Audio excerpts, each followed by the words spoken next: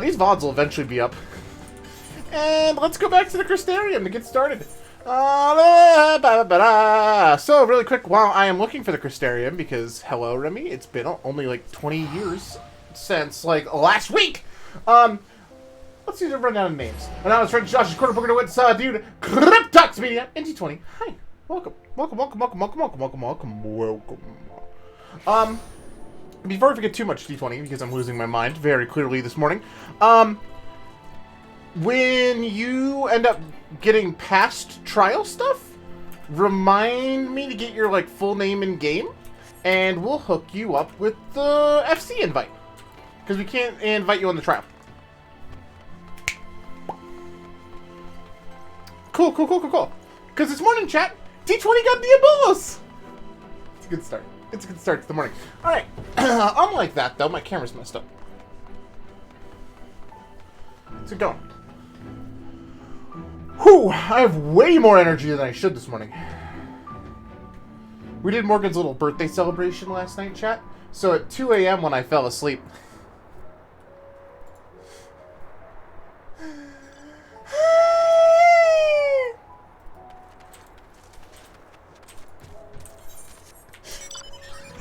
Not a bit.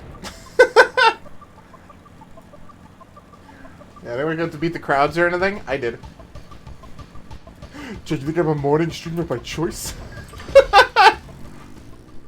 It's convenience! Ow.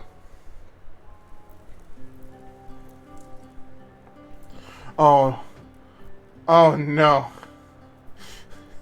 How fucking dare you, game. Monica, you have returned. It's too early. Voice acting too early. Have you been well, you and the others?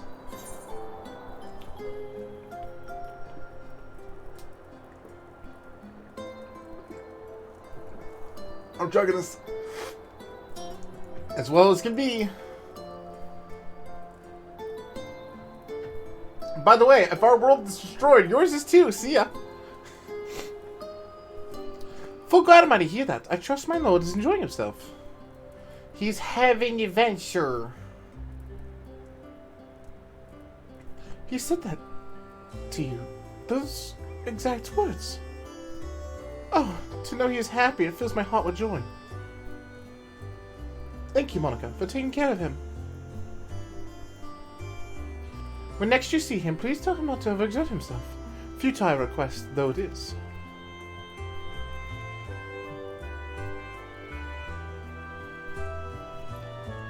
And tell him that all is well here. The peace you gifted us continues, and we work hard to build new lives for ourselves. In the course of that, we occasionally bicker, but we've never been more optimistic for the morrow. Remember we gave his Pokemon? No. No! If I had to mention one dilemma, it would be the question of our governance. Even as we speak, debate rages over how we should run the city in the Exarch's absence. Most are of a mind that the Settlement Council should continue to oversee the general running of the Crystarium, while representatives are elected to determine policy and handle diplomacy. Democracy. Thus far, nothing is set in stone, but however we choose to proceed, we will not replace our lord. No one could.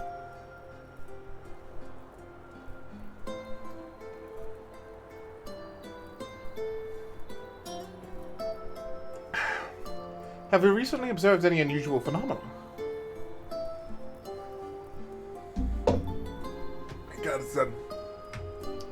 No, I cannot say there have been. Curious that you should ask me this question, though. Some days ago, Rin came and asked the very same. She was rather unsettled in stark contrast to how cheerful she's been of late. Oh, no! She neared her Crystarium use, just hosted the festival, you see.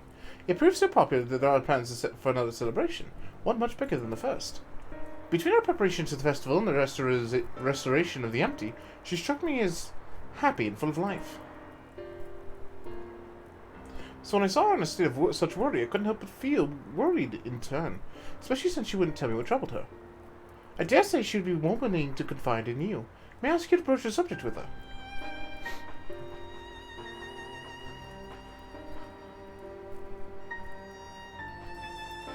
You wish to enter the umbilicus. Very well, I shall fetch the key at once. Take the opportunity to find Rain. Please wait for me in the city in front of the Cabinet of Curiosity, shall we say. I will be along as soon as I can.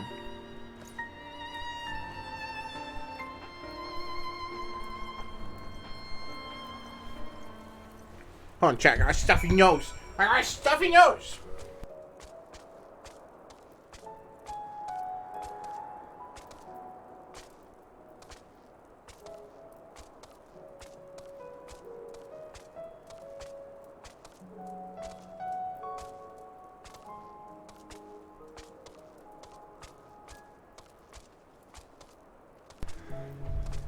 I feel like I just blew out my head. Oh my god.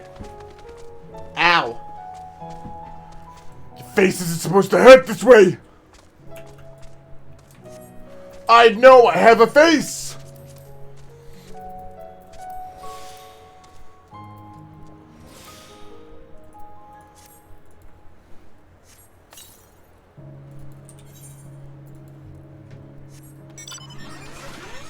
Ooh, there's a slight lag this morning.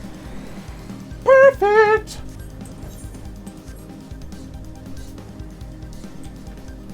Forward and back, and then forward and back. One step forward. Alright, Cabinet of Curiosities. There should be an Aetheryte specifically for the Cabinet of Curiosity. Yeah.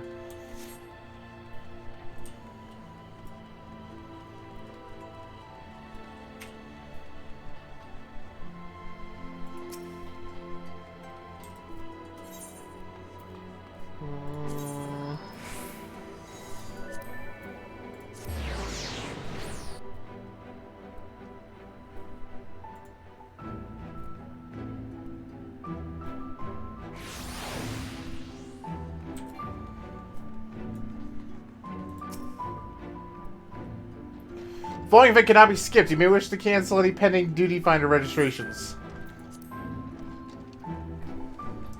You don't say! Are you telling me, Gabe, that letting out an ass seed's a good idea, dude? The answer's no.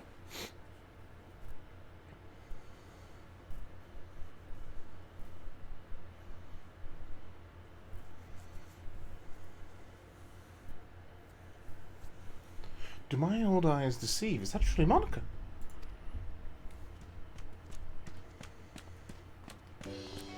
Ha! It is! For glad am I to see you here and her, my friend. What a wonderful surprise it is to have you back with us, and at this most opportune time. In case you haven't heard, we are planning to produce a tome chronicling events from the flood to Knight's return. For this project, we intend to draw upon records kept by the world's peoples. Historical and contemporary first-hand accounts will be the centerpiece of the tome, but yours would be the one to crown them all. I've been asked to contribute a chapter on the story, a subject that is a key to understanding much of your endeavor. In the course of developing a Spirit Festival, I gained valuable insights into your travel beyond the rift, knowledge that would allow me to attest to your existence indeed. There's no end to the questions I would ask you, but if you can indulge me just one for now, in your quest to restore Night, you faced many a formidable foe. Among them, who offered you the greatest struggle? It was Hades. Yes, Hades, he who sought to resurrect his ancient brethren. He was the final obstacle in your quest to restore Night. Your battle in the depths of the Tempest, the stuff of epics. Yet compelling as it is, I worry that mere words wouldn't do justice to the fateful confrontation. Not that we would think to admit it entirely, of course. No, at very least, we would impress upon readers it was a climax of your hero's journey. I know you didn't talk her ear off more, but we must be on our way. Documents from your more collective self.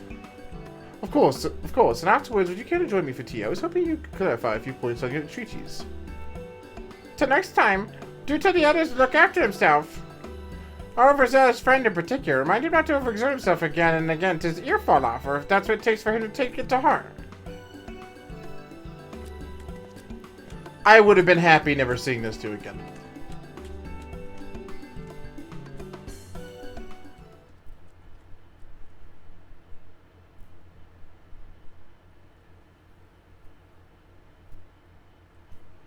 Is that the Boy of Darkness? Oh my god. It's hard, so what are you doing? If you go to battle, can I give you some medicine I made myself? That's not Ricky. You know you'd only give us stomach ache. You come this morning to get his advice. One of the guards just finally agreed to help us fight. But first, we need to choose a fighting style. While I know I want to be a mage, Aki isn't sure. Magic isn't really my thing, so I was thinking of taking up the axe, or the sword, or maybe the bow. They all seem alright, but it's hard to decide, so that's more, and he knows lots of things. Is it here? Aw. Why do we head the doctor's warrior show is for you? Why you use Susako, sword, bow, axe? Sword. So you got the sword, you're gonna be just like the Warrior of White! I annotated it's by the book today. It's really popular though, I hope it still there. Thanks for helping me decide Warrior of Darkness. I'll start with that style and maybe try something else later on. And when I get really strong, I hope to have a bout with you. Please go away and never come back, children.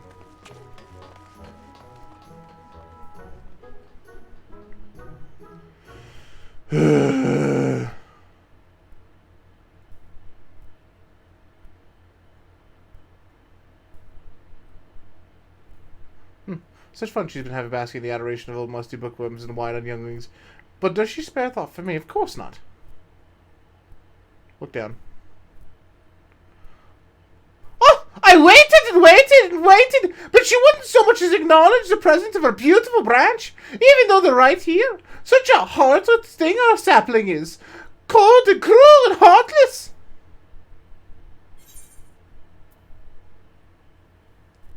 Oh, faithful fairy. Loveliest of branches, how I missed you. The only person we really screwed over in the expansion. If you truly missed me, then you should have cried out for me at the top of your lungs the instant you arrived. To make up for it, you have to call me with twice the passion next time. Though there won't be there will be a next time. You've got a few struggles to overcome. So my adorable sapling, the world is on the verge of destruction, is it not?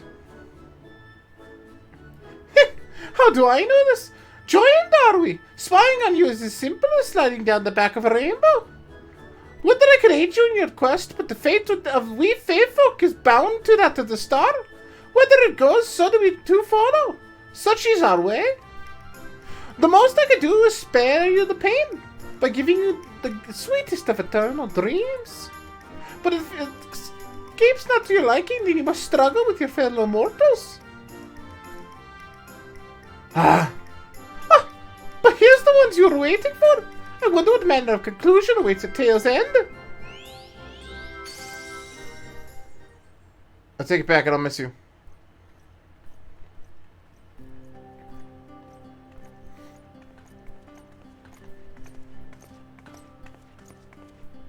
My apologies for the delay. Monica, it's so good to see you again. You doubtless have much catching up to do, so I shall leave you to it. I've taken the liberty of unlocking the umbilicus, and you may enter at your leisure.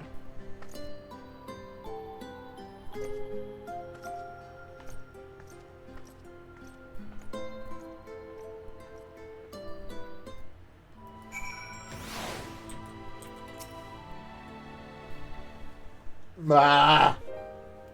I'm relieved to hear that everyone is well. I had this feeling like a pit in my stomach and I was afraid something might happen. Well, in the final days. Maybe I'm overthinking things, but it's just that...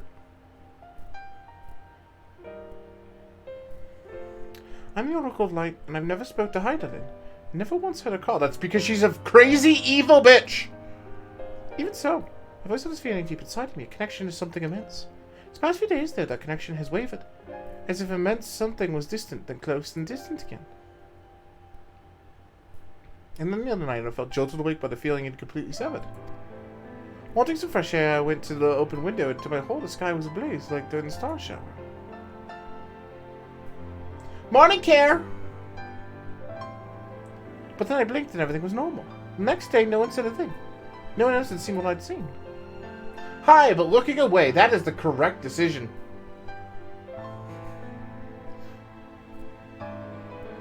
As far as I could tell... Okay, hold on. I don't know if Kira's still listening, but how's Fortnite Day going for you? As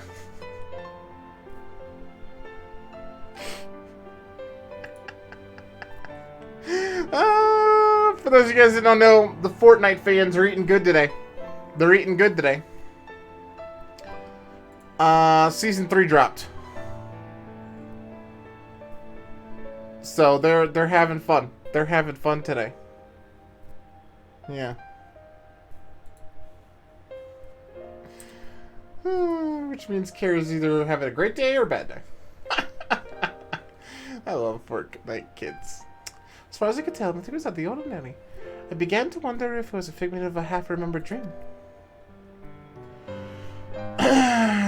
No. Monica, what are you not telling me? Your world's going to be destroyed and there's nothing you can do to help. I have to know, please. It doesn't matter how terrible it is.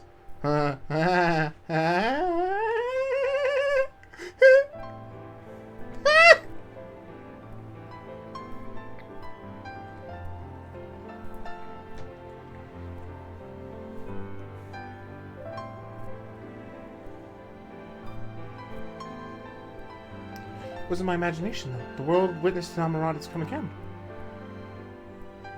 I can't believe it.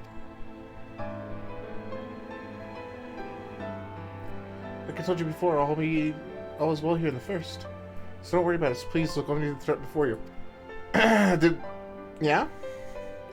We're fine right now, and even if we weren't, we've learned to survive.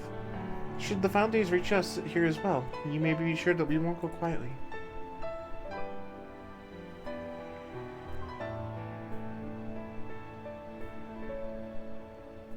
No, we'll hold on until you can find a way to save all of our worlds. So long as you continue your fight, as two shall we, united in purpose beneath the blazing sky. Yo, that's poetic shit. Hold on, chat.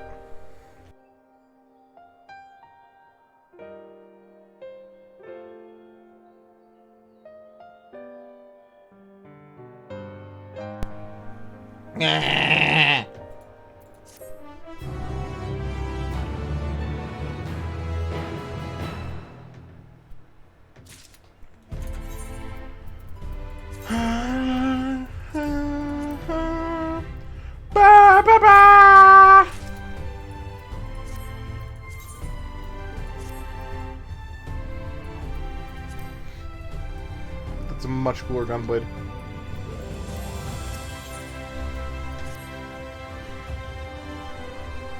You're heading to the Umbilicus to consult with Elpis, right?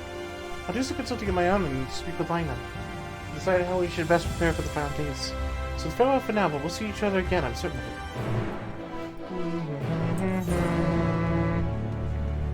I cannot believe that they're letting me just fucking go and talk to... No one's gonna, like, be with us? This is a mistake. This is a mistake.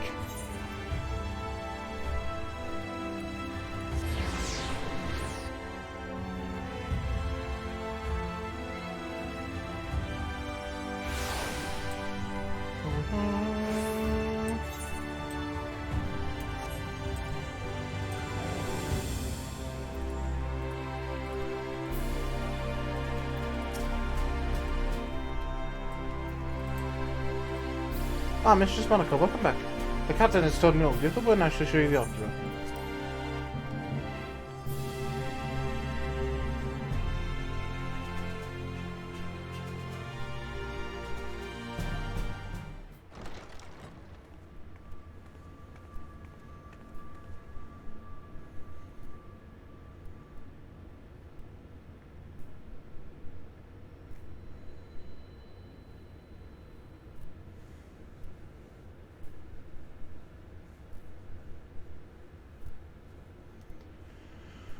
Okay.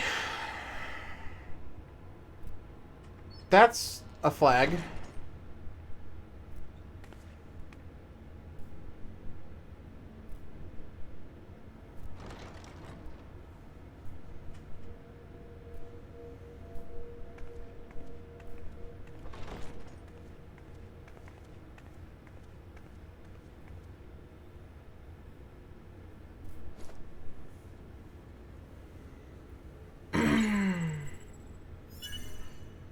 Biometric authentication complete.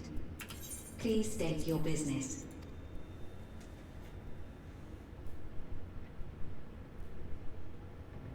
Acknowledged. Reinitializing Circus Tower systems. Searching for Elpis entity.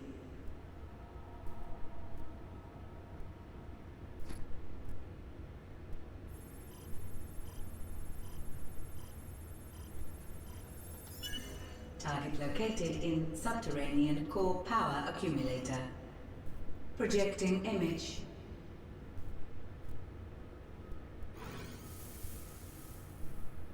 My home. My friends. No more than a dream. Oh.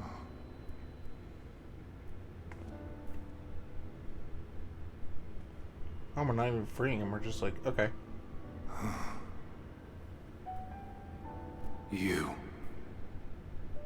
Why have you awakened me?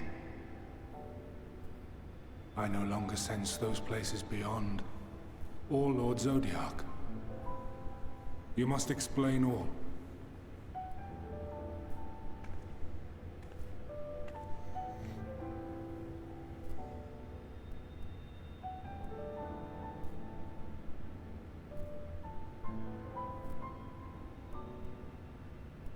So, he is fallen, and my brethren's souls returned to the star.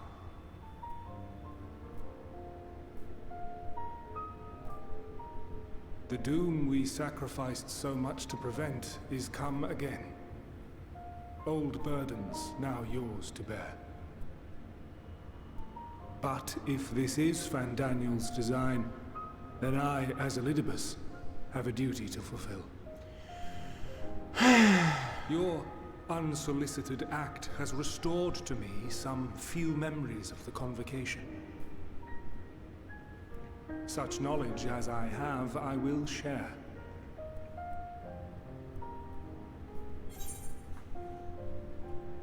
Thank you.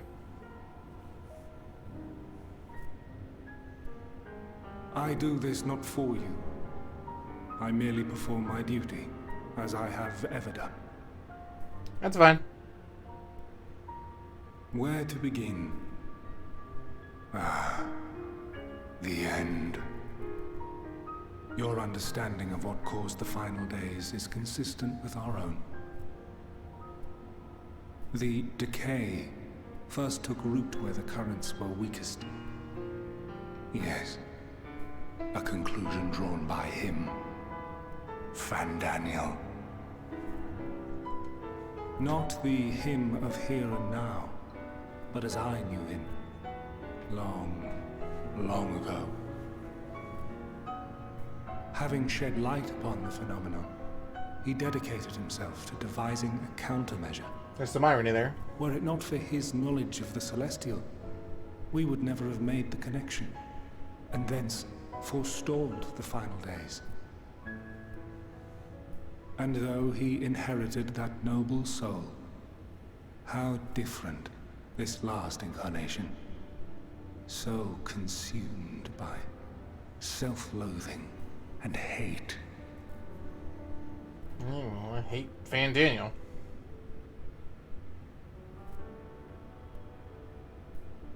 Elpis.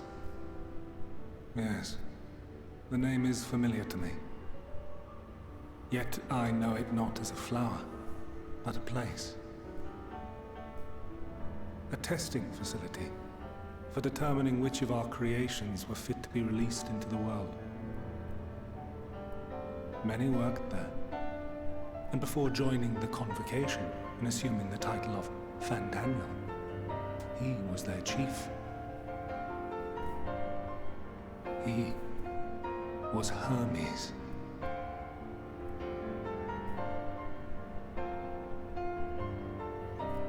That is all I know.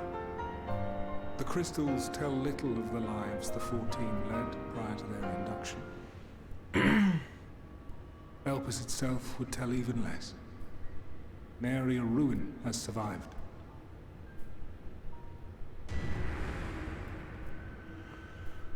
Wait. I saw you there. In Elpis. No. I did not. But I did. I did. A lingering trace of impossibility. And a truth that fills my heart.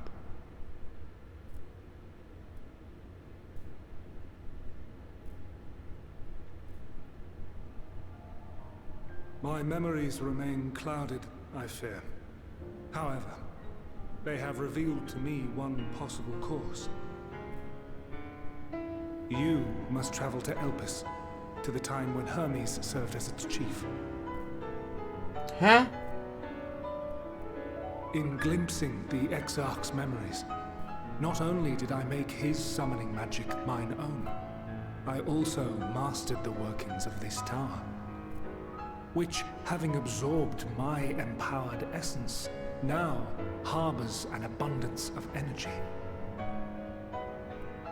As such, I believe I can deliver you unto that place and that precise moment. Well, to free you though, right?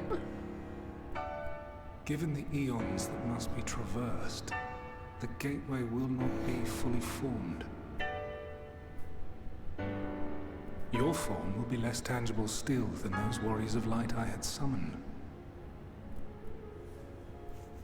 In all likelihood, none will be able to see or hear you. Yet even should you manage to interact with others, you will be unable to effect meaningful change.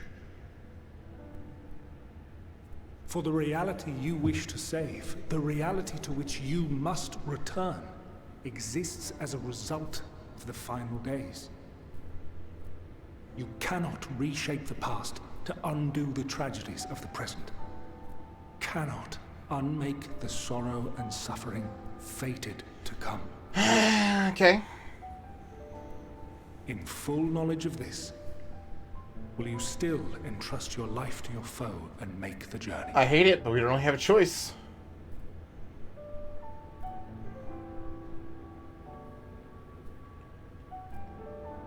Very well. I shall cast you unto the river of time.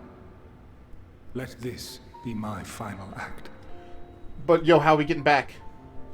You must input the commands. I no longer have the authority.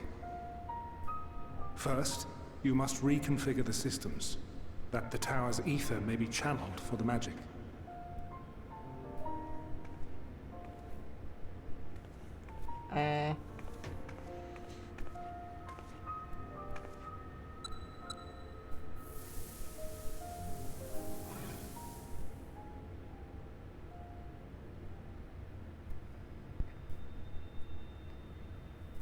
The preparations are complete. The gateway will soon open. Return at once to the ocular. This feels like a big old mistake.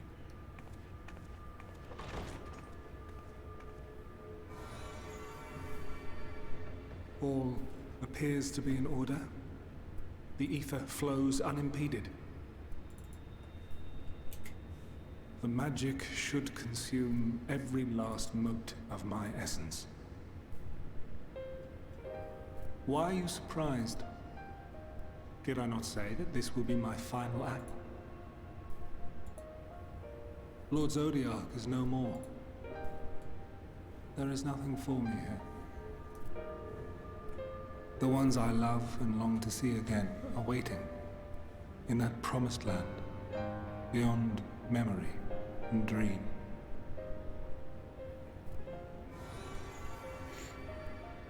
Now go, warrior of light. Go and do not look back.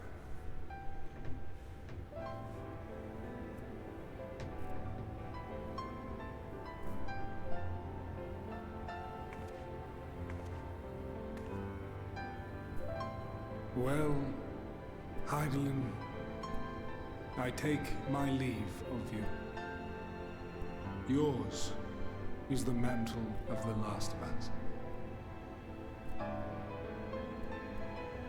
May you have the joy of it, the burden and the solitude. It falls to you now. You and your champion to save our star.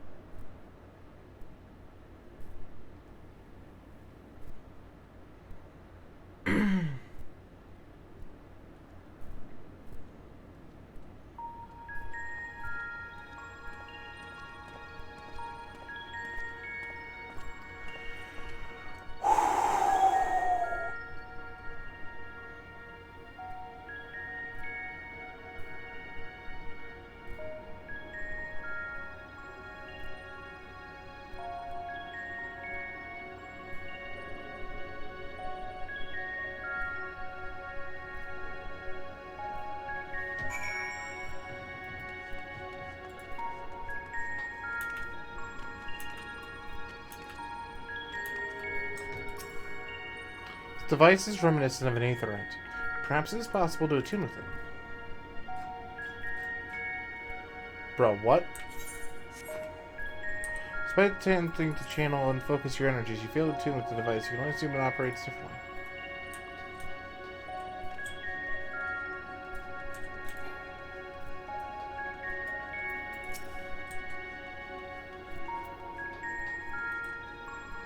A remarkably large man wears a black robe and a half mask, much like the phantoms you encountered in the Marl Laboratorium and the recreated Amarant. It would seem that you have made it to your destination.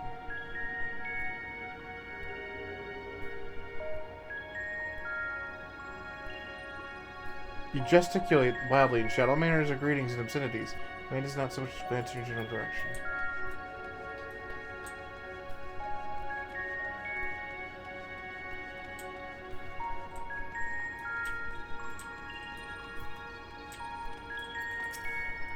The man stands dutifully by the aetherite crystal, guide for the facility in all likelihood.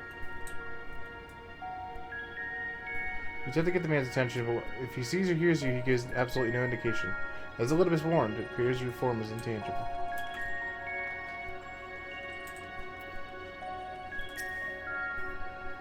This is the right place. Yes, Propane? Judging by one's words, the facility is called Propane. You attempt to gently prod the woman to attract her attention, but feel nothing, and neither does she. Alright, well.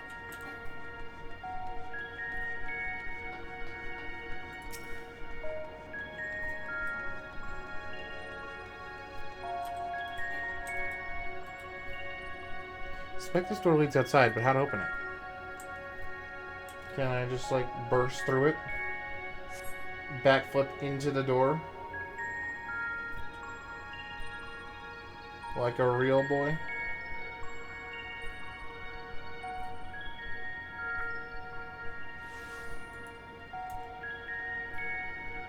And here we are, Elpis. Well, well, how rare to receive you in person. To what do we owe the honor? Oh, just a few odd tasks. We'll be here a while. You're welcome to stay as long as you see fit, of course. As a matter of procedure, however, I must ask that you kindly remove your masks.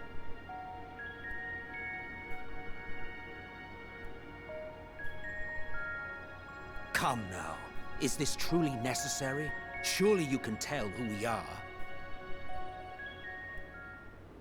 Who you are, perhaps, but I am far less infamous. Regardless, if we do not follow protocol, 'tis our hosts who would be held accountable. So, please, do favor us with your handsome face.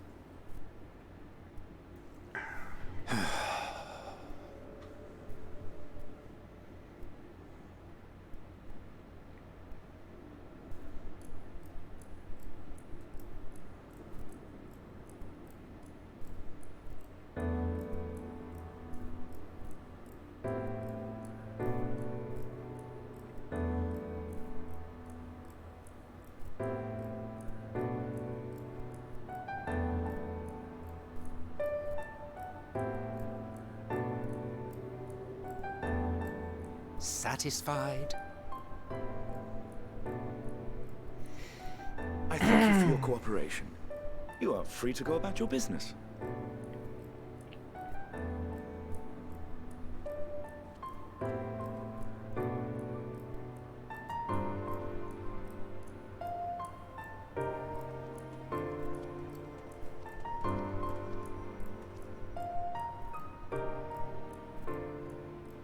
By the by, you see it too, yes?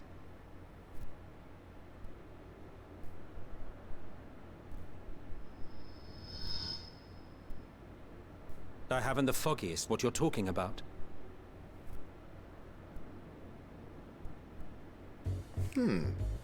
That's odd.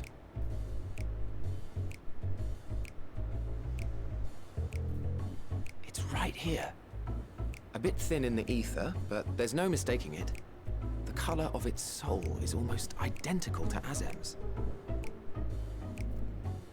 Do you suppose she created it? Rather unusual for a familiar to have a soul, though.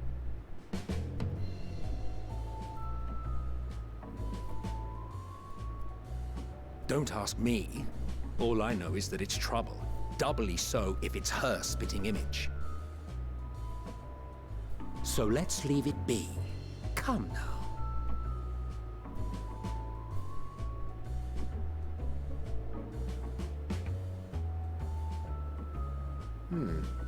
It's trying to say something, but it's literally too intangible to form words.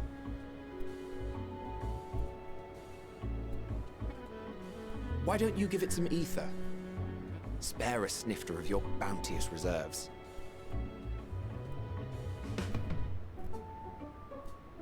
Who do you take me for?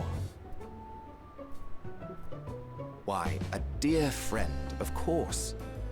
One who wouldn't let acts of kindness, such as my accompanying him on errands to far-flung outposts, go unrewarded.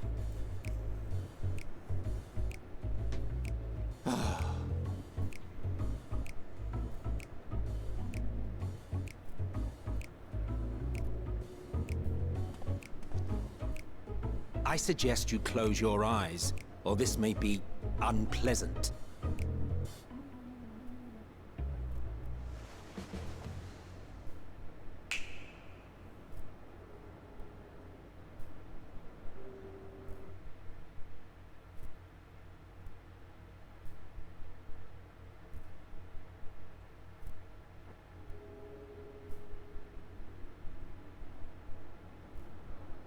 You may open your eyes.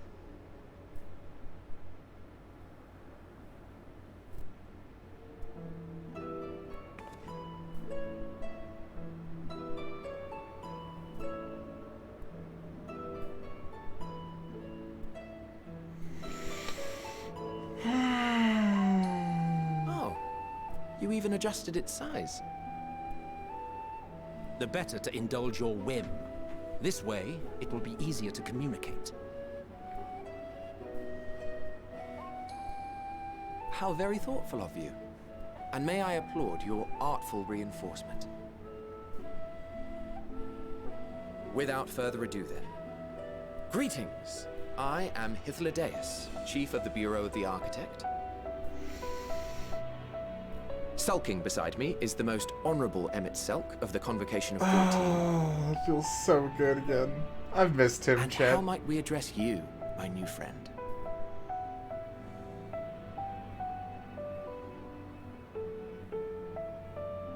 fine name.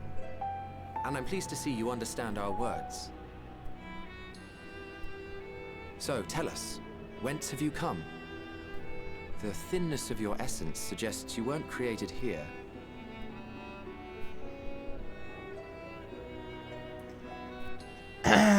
You do not know? Or cannot say? Allow me to ask a different question then. What brings you here? Seek a man named Hermes.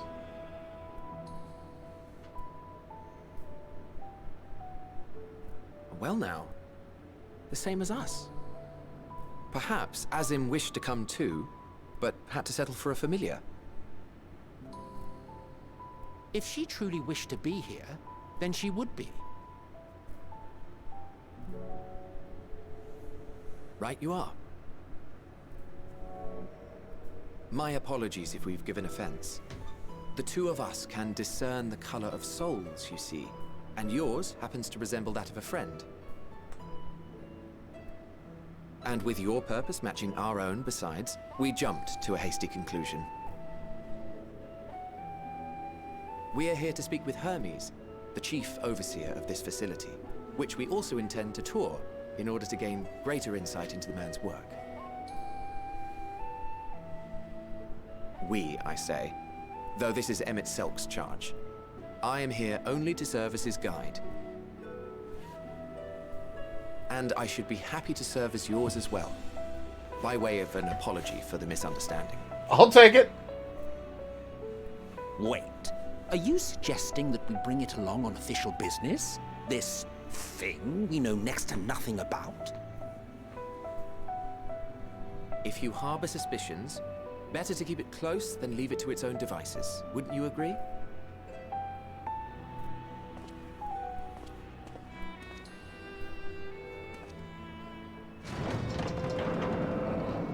Besides, having a mysterious life form in tow is the norm rather than the exception here.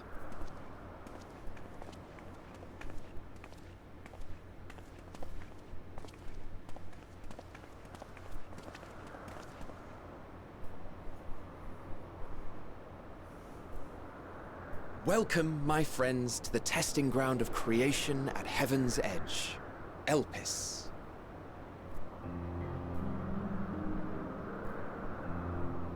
The world uncentered, Elpis.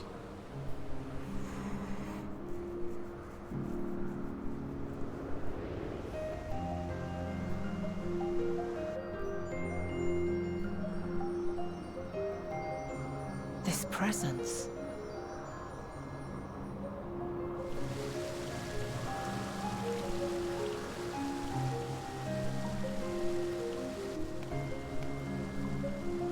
Hermes! Visitors! We have visitors!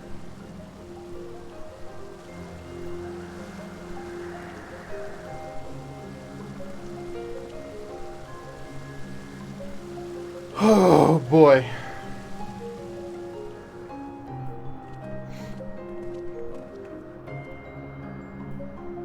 What secrets are you hiding, I wonder?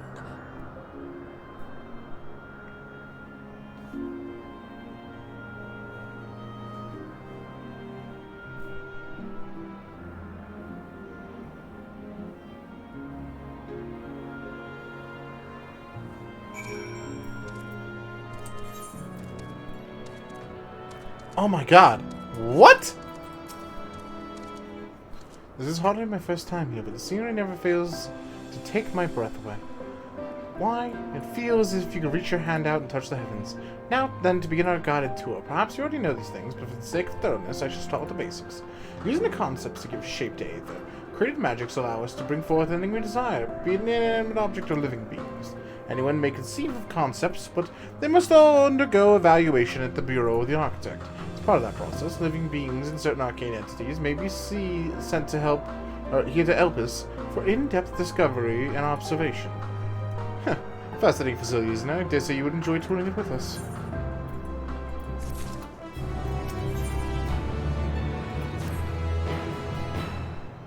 Now then, our friend Hermes. Aside from overseeing the facility, he conducts his own research. Chances are he'll be at the main observation hub, so let's seek him out there first, okay? Attired as you are, however, you stand out a little too much. But Unit himself wishes to look a low profile for himself. Do you want to make a robe? The basic concept will do. No, in that case, I'm Silk. No, your whim, your responsibility. You're not getting another thimble of aether out of me. The way he scrimps sometimes, you would think he wasn't a night bottomless font of magic. Very well, I should make the robe, but perhaps you can assist. Come, let's search for the requisite material.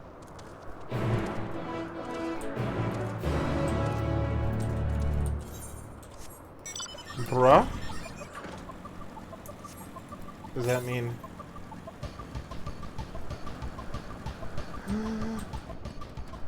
What?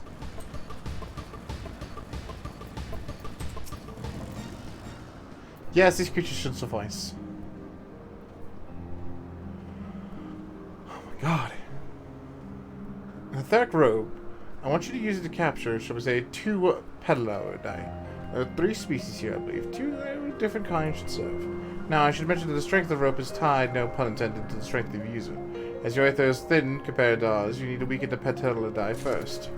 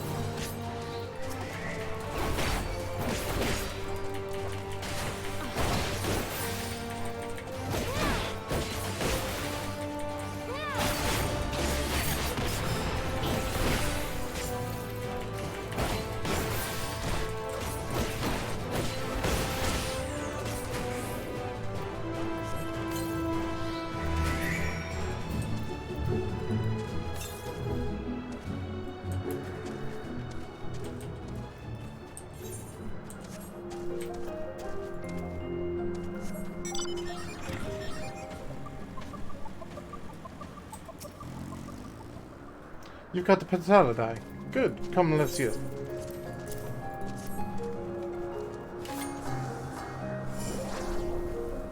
Yes, these fine feathers will do nicely. Now for spell reversion.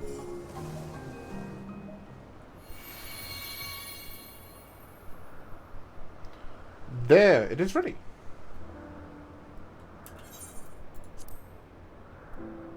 It's nothing fancy, but we're not trying to stand out. Try to emphasize.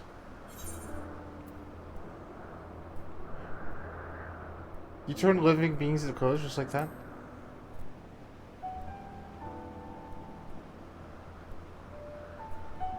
Well, not just like that. You need to revert them to the constituent aether first. Lest you wonder why I asked you for 2 species, this is due to the difference in their etheric balance. Blending them allows you to produce a garb with superior etheric stability. Well and good to disguise and educate, but not for anyone who can see with a damn. Fair point. But at the very least, we should spare you unwanted attention from casual observers.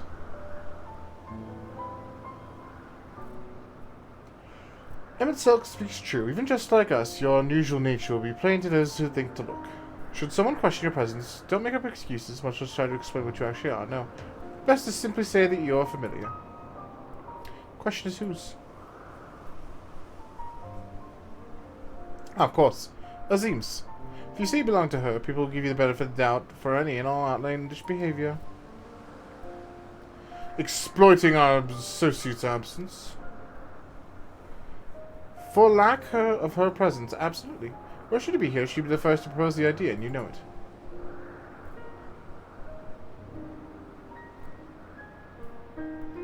With that, your story is settled. Now let's continue with our errand.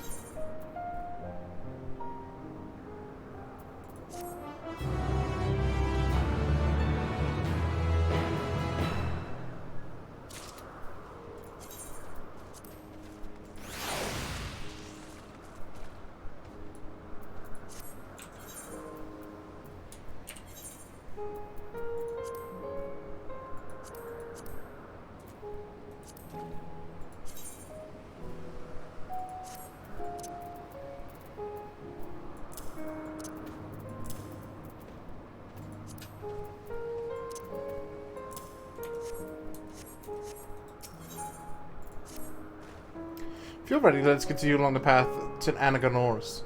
The place serves as an observation hub and residence both. Someone there should be able to point us to the direction of Hermes.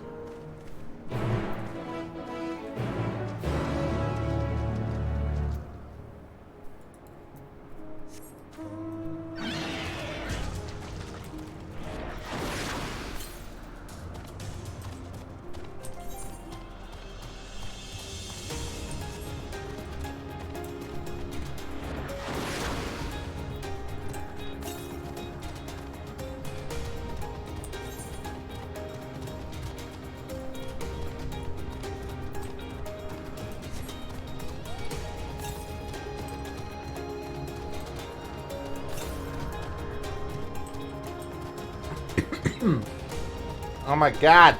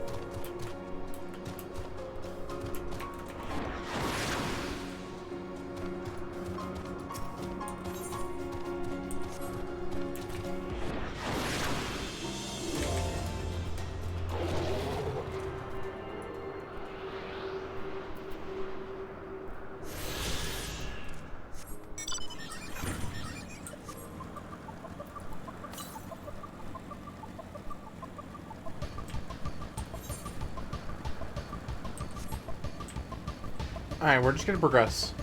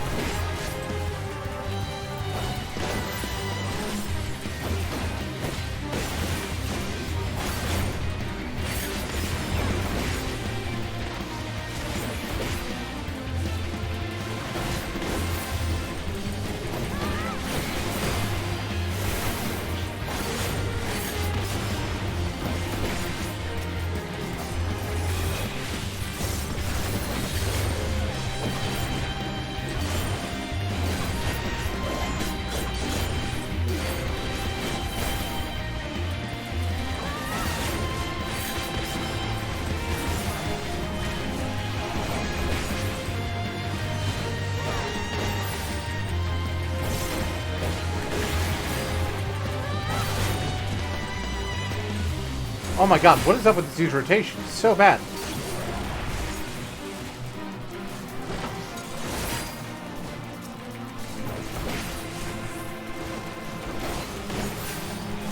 Just kill him. Thank you.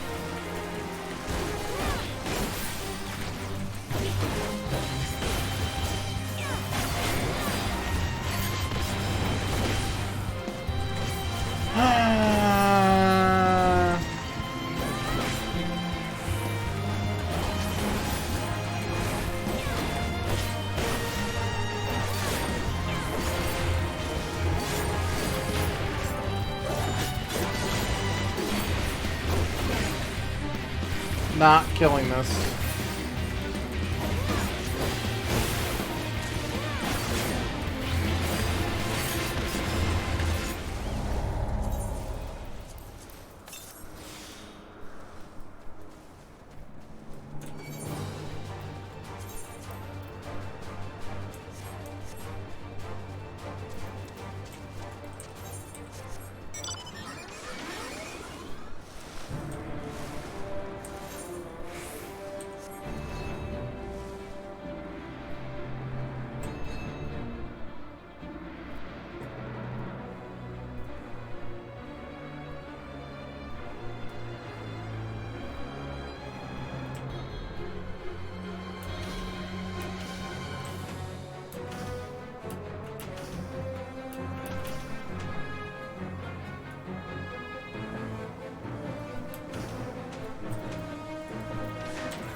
Okay.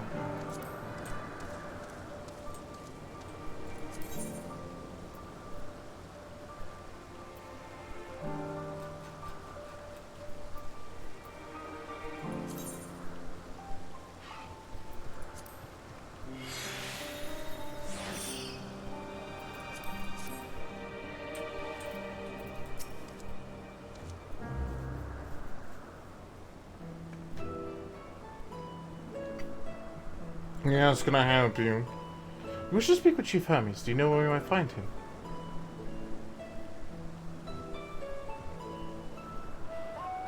Well now, by your mask, I assume you're one of the 14. Wasn't aware there was to be any visitation. Between you and us, it's something of a surprise. Your discretion in the matter would be appreciated. I see, my lips are sealed. The Chief should be out conducting observations as usual. His focus of late has been aquatic creatures, so I expect you'll find him at one of the pools here. The pools, you say? Many thanks, and apologies for disrupting your work.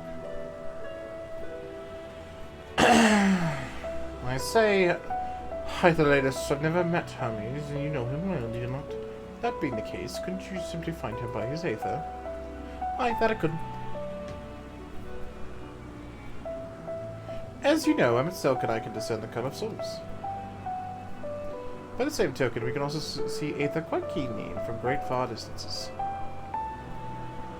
With skill, I could readily locate Hermes, but I felt that would be a waste of our opportunity. We're here to perform an assessment, after all. By searching the ordinary way, we'd stand to gain insight into Elpis and the man in charge. This is as much for your own enjoyment, like as not, but point taken. If you're going to accompany us, make yourself useful and help us look for Hermes. According to his profile, he has short, dark hair. Just so you know, it's because we're in Elpis that we don't want to have our cows up. Special exemption due to the need to be aware of dangerous creatures. Elsewhere, we don't exhibit our individuality. It's unseemly. This is all common sense, but I'll not assume you pose any. It's a rare treat indeed, see, to be able to search for someone by their appearance. And I thank you for humoring me. Come, let's find our man.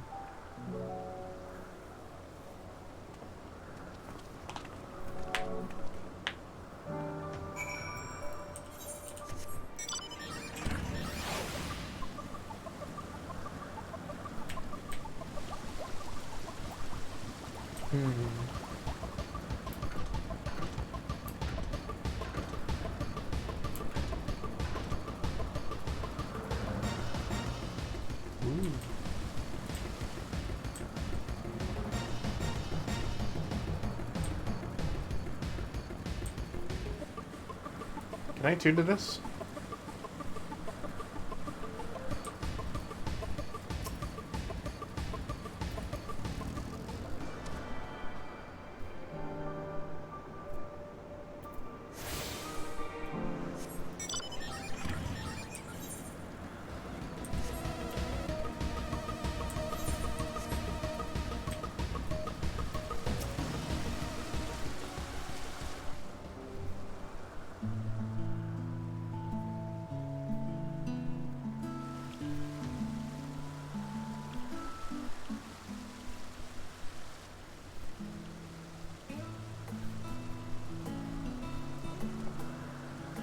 Huh. You are...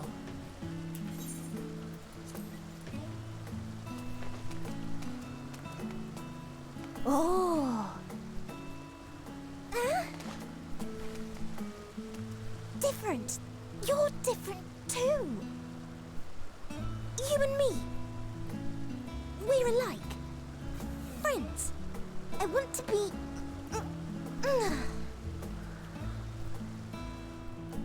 Wait. Please. Wait.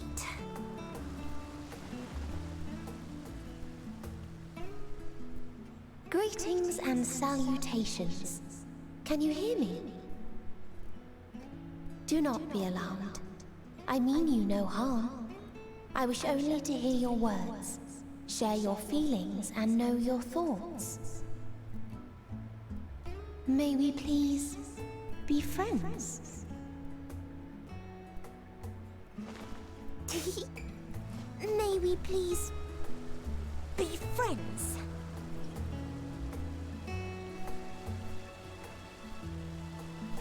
Ah, I see you found him.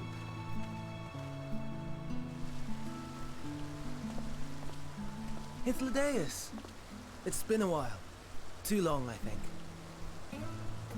Too long indeed for close collaborators. On this blessed occasion, I bring not only myself, but others who long to speak with you.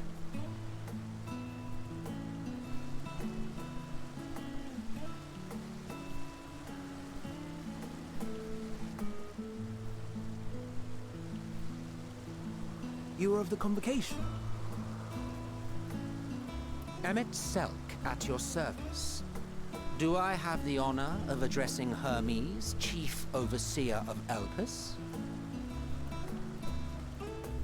You do.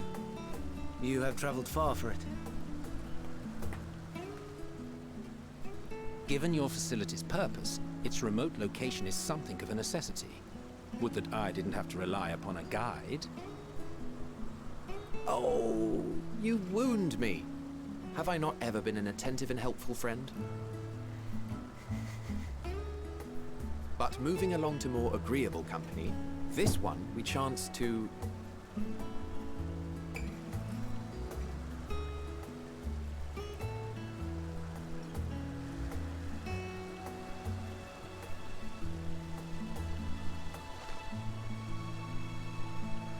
This poor child is still waiting for an You answer. certainly have her attention. Is she one of yours, Hermes?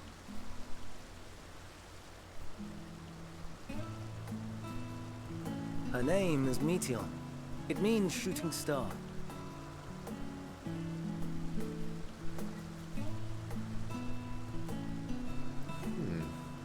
If I may make an observation, her ether is terribly thin. I fear she might dissipate at any moment. Nor do I believe you've made a submission to the Bureau. I would remember such a concept if you had. I haven't, as you say. I judged it too early. She's a pet project of mine, still undergoing preliminary testing. But rest assured that I will attend in person ere long. Very well. Being an authority on flying life forms, I appreciate that you are exacting in your work. I shall look forward to your submission. If we have finished with the perfunctory chit-chat, I would discuss official matters. By my coming, I trust you already anticipate the subject. I have an inkling, yes. Please wait to the main building yonder. I shall join you as soon as I've returned these creatures to their homes. What's wrong, Hermes? The Nemostoma is missing.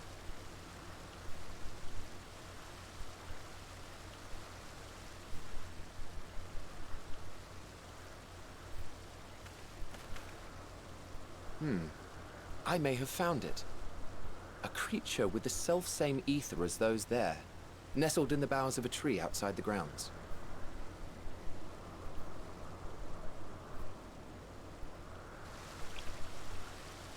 You're saying they can climb with their sorry excuses for limbs? The fashion has been to imbue aquatic creatures with the power of flight, ever since the words of Metron created a sky-swimming fish. The Ambistomas too can fly, if only slightly, and they could conceivably climb a tree. Whether they can come down safely, however. Excuse me.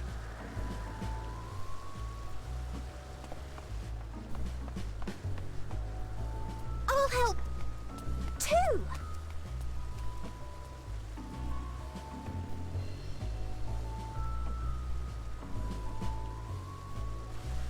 And what are we supposed to do with this lot?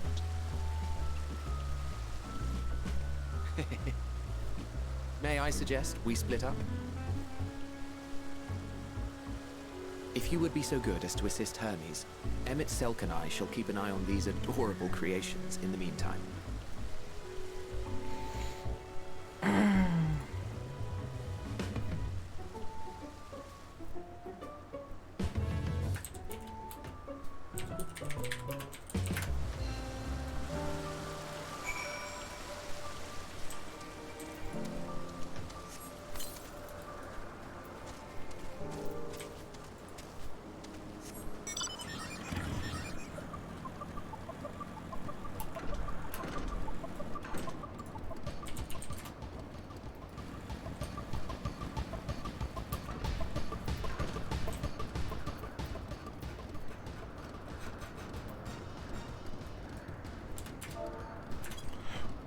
Oh, Carrie found out Pat's playing. Where'd it go? I saw a message. We were in the middle of a lot of stuff. How'd she know? How'd she know? He's not on right now. Is he? No.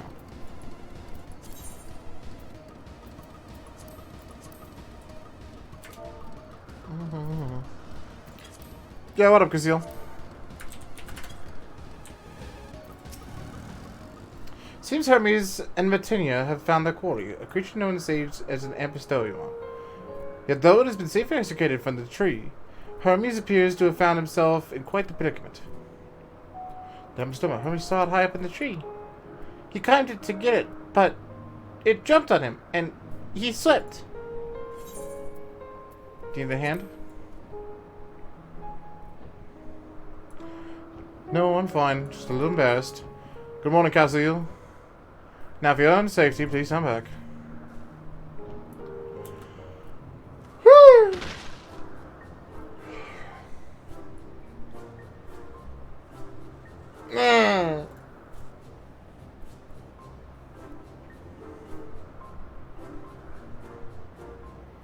Hermes, are you alright? Quite alright, yes. My apologies for making you worry, Matonio. Meteon, both you and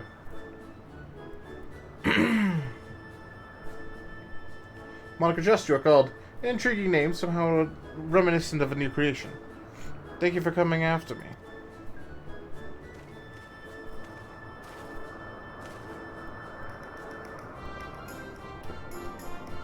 As for you, little one, you must be more careful. Maybe able to fly, but it doesn't mean you can't fall or hurt yourself. And I forgot about its fellows.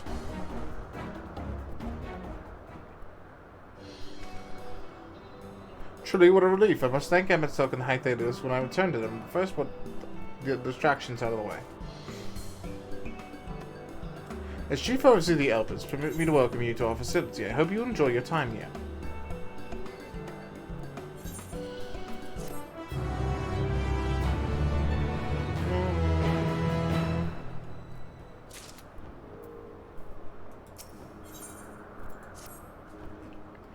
Well, we mustn't keep the others waiting. Let us return to Naganoris. Naganoris! Naganoris!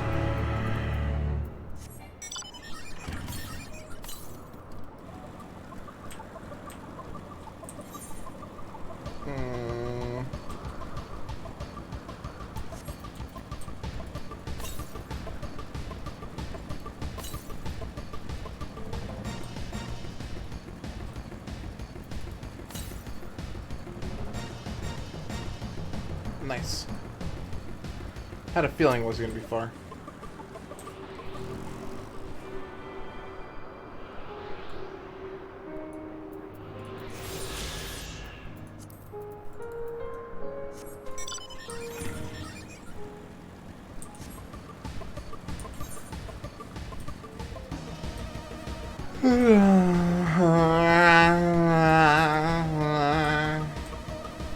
Gonna be a very yawny boy today, chat.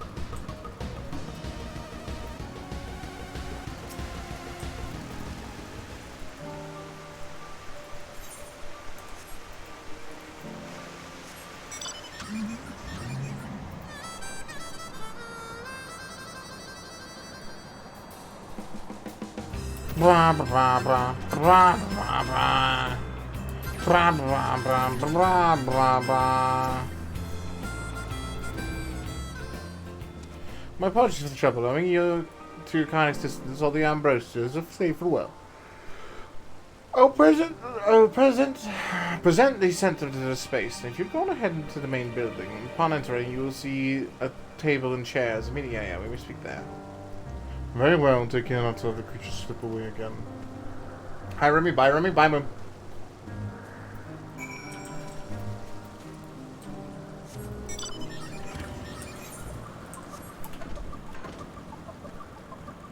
You know, chat's kind of peaceful with 90% of it working.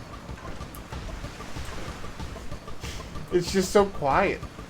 It's nice sometimes. It's nice, relaxed streams. I like. It's probably actually voiced, isn't it? Please?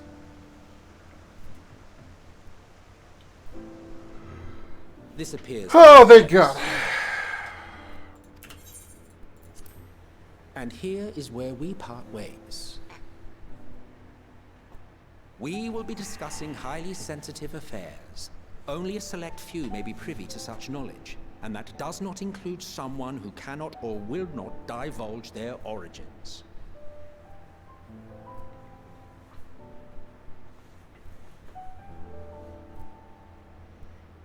What? Will I have to remove you by force? Said quiet and peaceful. Yep. I haven't. There are reasons I cannot speak freely. We're gonna go with that. Let's hear them then. These reasons of yours. Who knows? If I deem your mysterious cause worthy, I may even be inclined to offer my assistance. Yeah, sure, bud. I do not object to her attendance. Got him. Hermes, this is highly irregular. Perhaps, but I believe she can be trusted. Meteon would not have taken to her so quickly otherwise. This is silly, but I like it. Moreover, the presence of a third party may help me to maintain composure.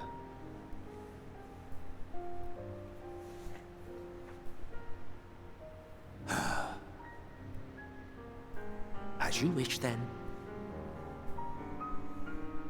Behave yourself. Do you hear? Where?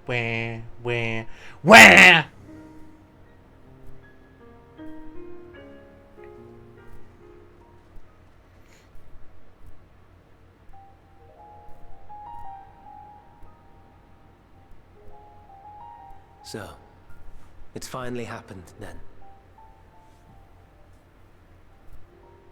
Aye. Van Daniel has declared his intention to step down and named you as his preferred successor.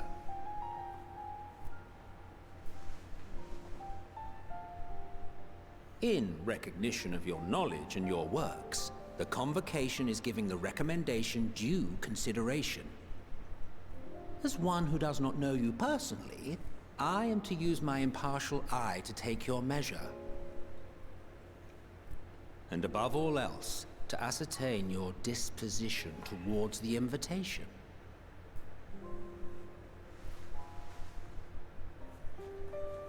I understand that you and Van Daniel are close. He himself was once Chief Overseer of Elpis, after all. I should not be surprised if you knew before anyone else that he wished to relinquish his office. I did. He told me that when he fulfilled his purpose, he wished to pass the torch to me. A torch you seem none too pleased to accept. Are you so averse to serving on the convocation? No, it's not that. For a humble researcher like myself to even be considered is an honor beyond words. No. What troubles me, what I struggle to come to terms with, is the very fact that Fan Daniel is stepping down. Does this not mean that he will return to the star?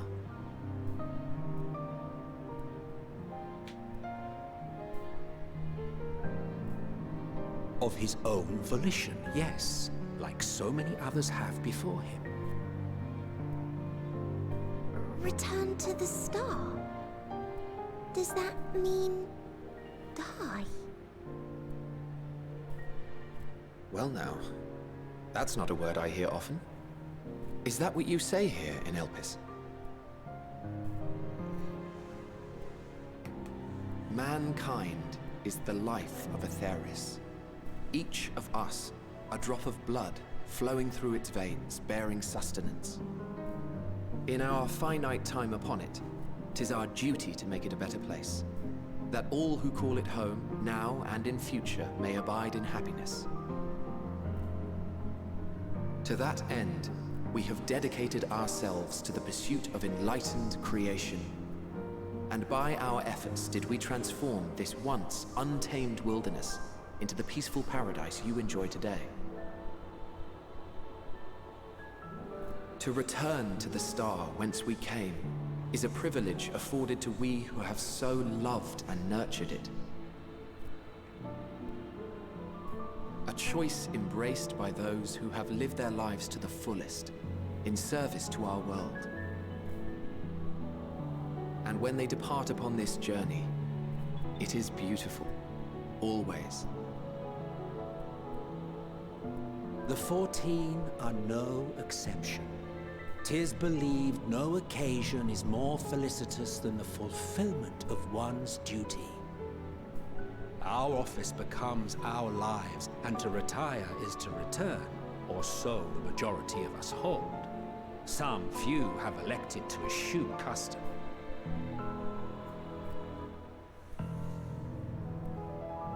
Mayhap you feel Fandaniel's deeds do not warrant his return.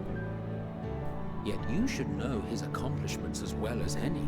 During his time, he conceived of countless outstanding concepts. And channeling the wealth of experience he attained here in Elpis, he brought forth many new specimens. I know of all this. I do. It's just, I cannot fathom why someone so great and wise, who could still do so much good, would want to end it all. Yeah, dude, the music is so good. It's like, 14's music is normally incredible, but I feel like they just notched it up.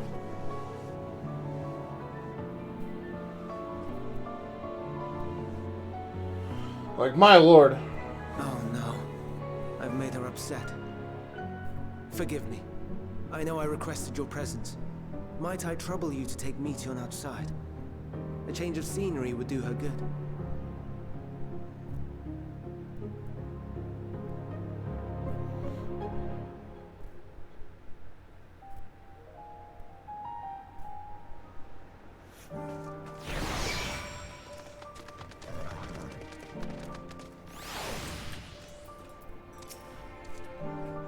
Sorry, Monica. I didn't mean... A walk. Perhaps we can go for a walk.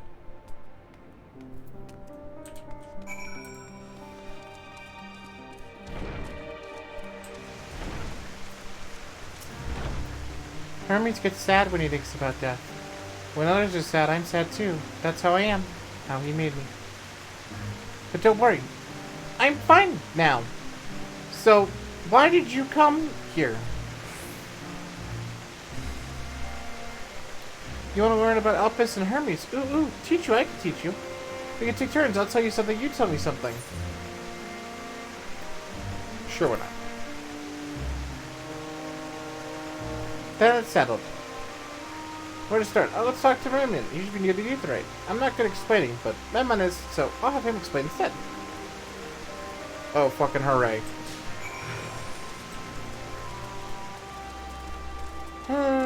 Side quest walker.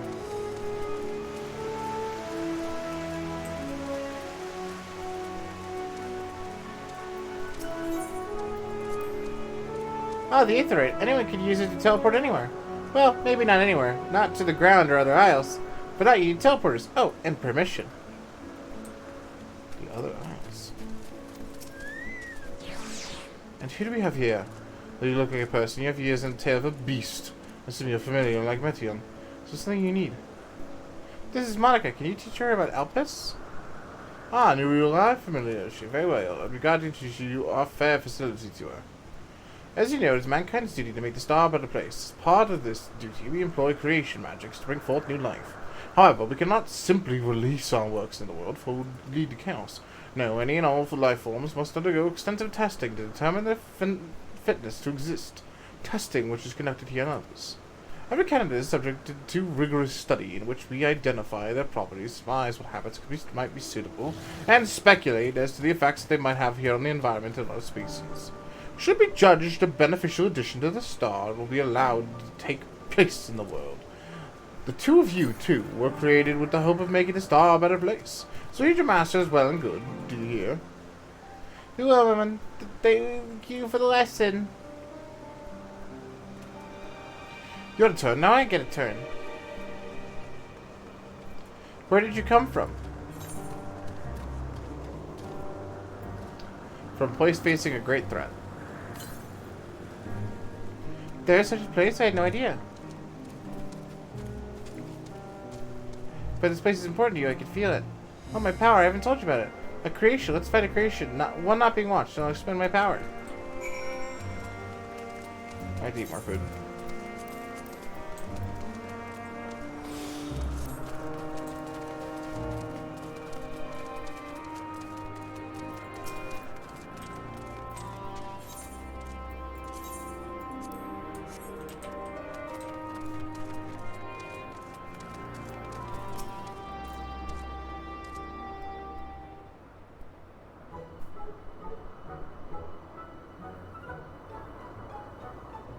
Oh, this creation is perfect.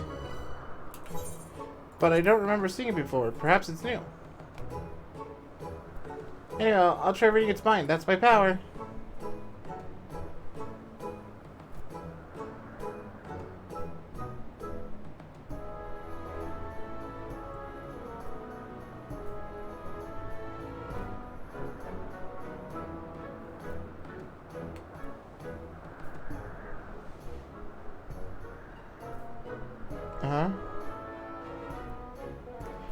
Can't read it. Maybe there's nothing to read.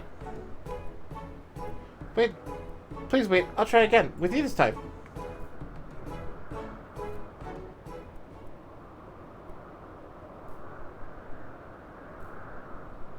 Greetings. Can you hear me? This is my power. I can read the emotions of those around me and project my emotions to others in return. Not actually speaking to you in your mind. Rather, you're converting my emotions into words and intentions. Process performed subconsciously by intelligent life forms.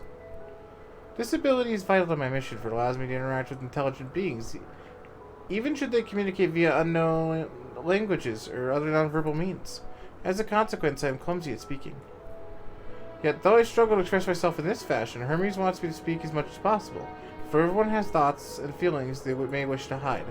Harbor an affection for you, one that is difficult to define. Aside from that fact, they share common traits with us. Your thoughts are complex, prismatic. They draw me in and leave me wanting to know more. Out of respect for your privacy, I will refrain from using my power when speaking with you. Nevertheless, I want you to know that I wish to be your friend.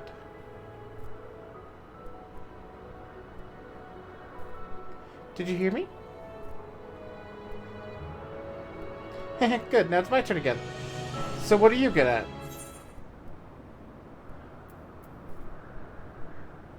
Fighting.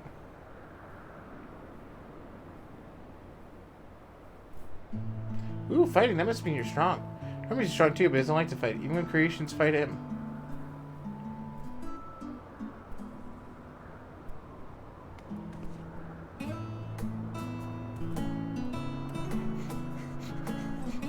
I think we might be bothering him. This fucking shoebill chat. Let's keep going. We'll see Euthanae next. She's a small building, one on the west round.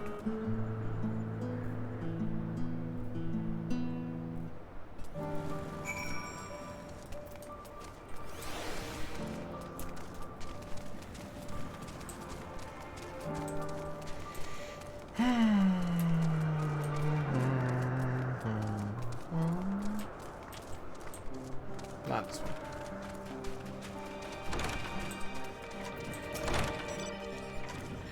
Well, if it isn't medium, I see you brought a friend today. Greetings, Yuanth. An apple. Could you make me an apple? That kind of Hermes likes, covered in syrup. I want to share it with Monica. A candied apple. Hermes is certainly partial to them, but you know you can't eat many, and you weren't made to do so. But I like it too. May seem that way, but it's due to your ability to share those feelings. You've taken Hermes' likes for your own. In any case, I can't prepare an apple right now. I'll bring one for Hermes soon, I promise. I'm sorry, Monica. I wanted to show you my favorite thing. Then I could ask you about yours, but I failed.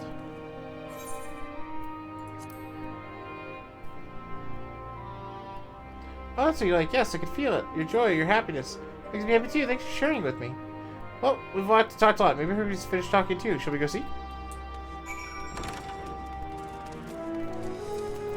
You know, I haven't checked in a while. Is our Chocobo leveled up? Nope.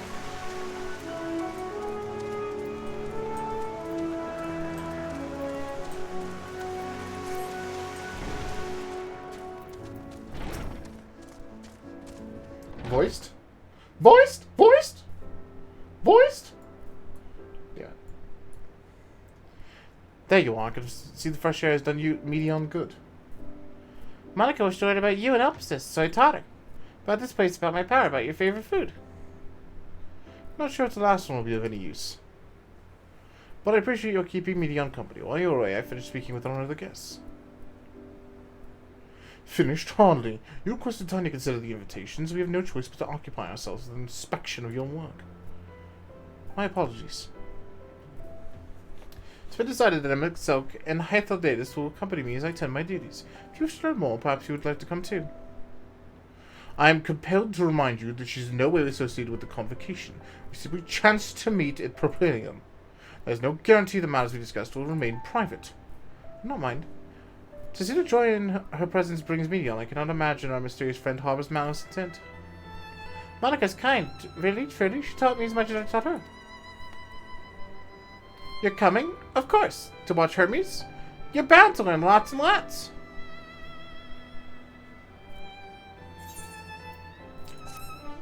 Chat, the fact that Emmett hates it makes me want to do it more. Nothing makes me happier than pissing him off.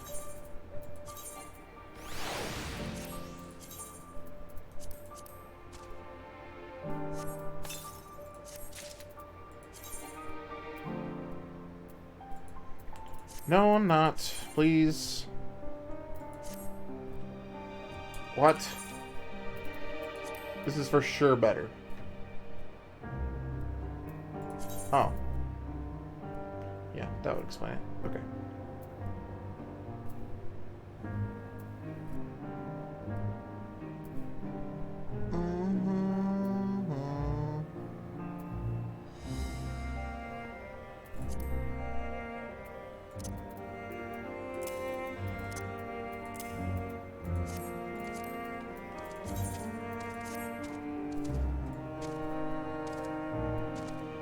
That's pretty pog armor-wise.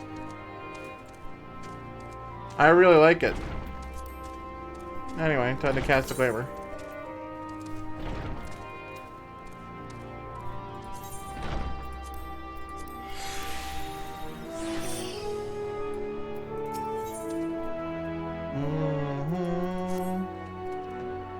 Everyone is ready. There are a few creatures that I need to check. First, we should return to the spot where we found our wayward ambrosia. Have care when you step outside for a hub, and there may be more unruly creatures about.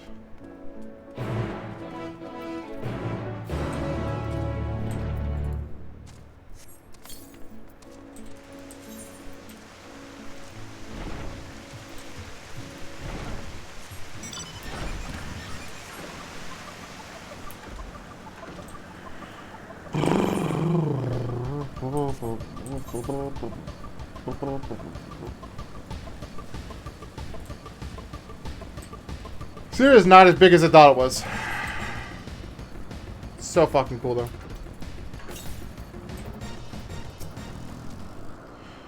Here's a new species of pelagloud we recently set loose. It's been doing very well, managing to maintain a stable existence for. It can see its observation period to the end without issue. We shall release it under the wild. Tell me, do you know the difference between the living beings and arcane entities? It's the presence of a soul. The soul isn't something you could choose to have at will. You know, it manifests itself in beings whose forms adhere to the laws of creation that can endure on their own. Beings that do not fulfill this requirement, such as the spontaneously born of magic or natural phenomenon, do not have soul. No matter how much it might resemble flora or fauna, if it lacks a soul, then it's considered an arcane entity. So, you see, if not for mankind to decide what is living, the dormant lies beyond our manipulation, and it's hubris to assume otherwise.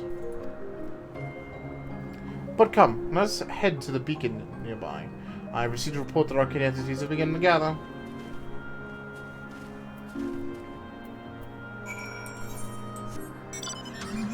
It's 400 northeast, right? Yep. Oh, just east. Well, I think we're going to end up going across, so that should be fine. How are we doing with the aether currents here? 1, 2, 6, 7, 8. Yeah, okay.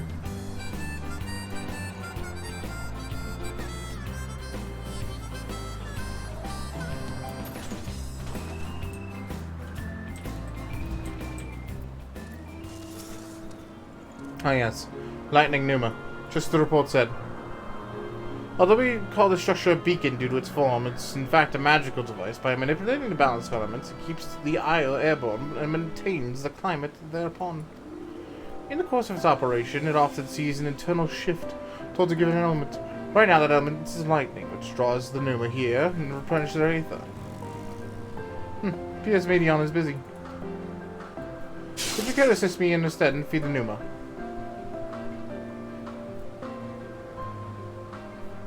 By using a lightning converter, you can harness ambient lightning and focus into a ball. A veritable feast for our dazzling friends. Go and give it a try.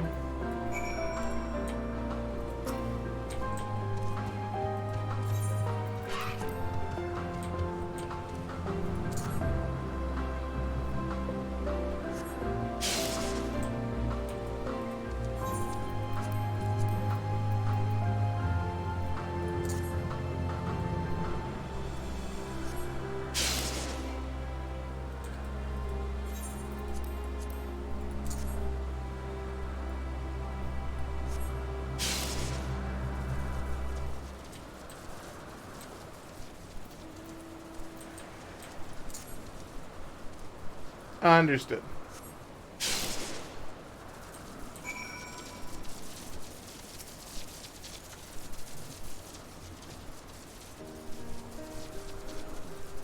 Perfectly done, Monica, look.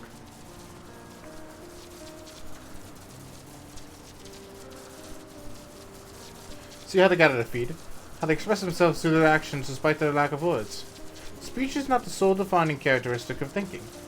Feeling creature, nor is silence an indication they do not possess these qualities. Be the soulless arcane entity, as the pneuma, or an ephemeral life form such as the Federode, all seek to perpetuate their existence and survive.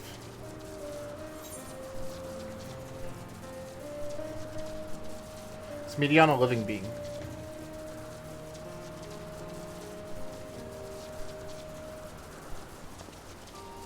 Good question. I can answer from a theoretical standpoint, but ultimately it falls to the Bureau of Architect to pass judgment. Those exceptional visions, such as Hytherius, may be able to ascertain her true nature. But to me, it doesn't matter. She's herself, and that's all I need to know.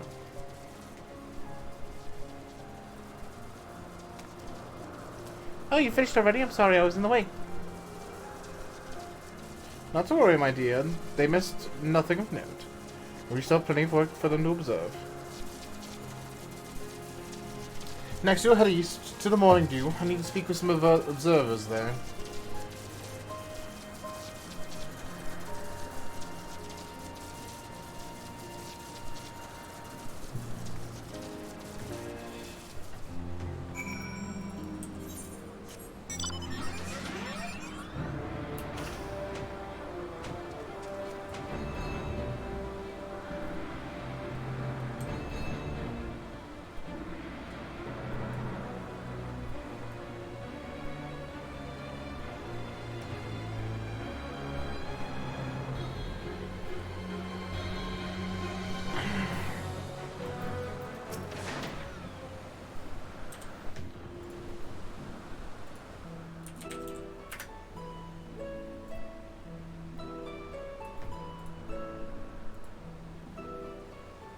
Amazing, is it not? The Ampelos, one of our newest subjects.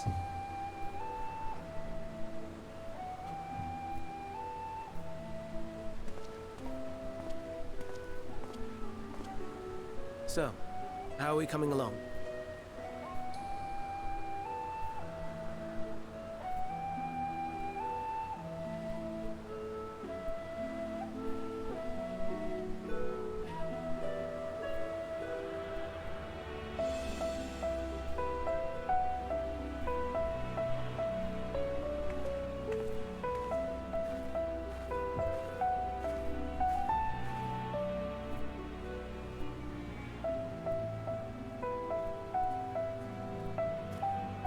This place is Elpis.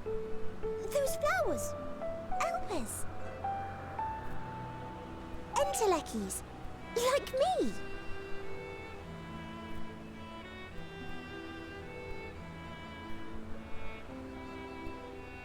They are a product of Elpis, and so named for their birthplace. A happy accident, born of the hands of a former researcher who loved beautiful blossoms. Unique for how they change color, to reflect the emotional state of those nearby. Though be it here or elsewhere, they are seldom seen in any hue save purest white. Reflect the emotional state, you say? By what means do they achieve this? In creation, there exists an energy wholly apart from ether, one driven by emotions. In like manner to how we manipulate ether, this flower is subject to the influence of said energy.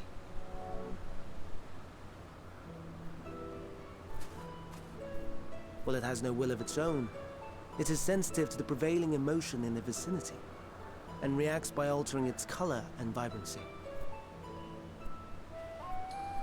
Just. Akasha?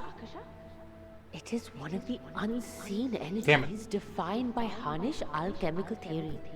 Though a gross oversimplification, some describe it as an essence influenced by feeling.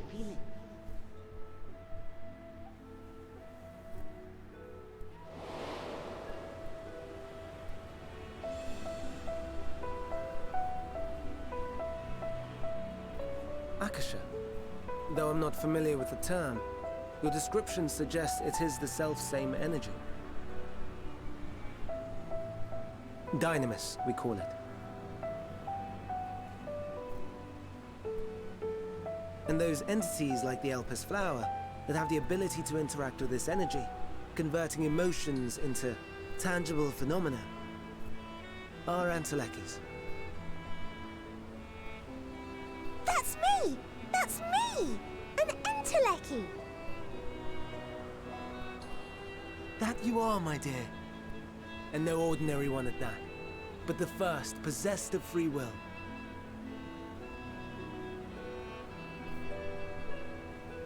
Wait. A form of energy other than ether? Dynamis? I've never heard of such a thing. Hardly surprising. Dynamis cannot be seen, much less felt.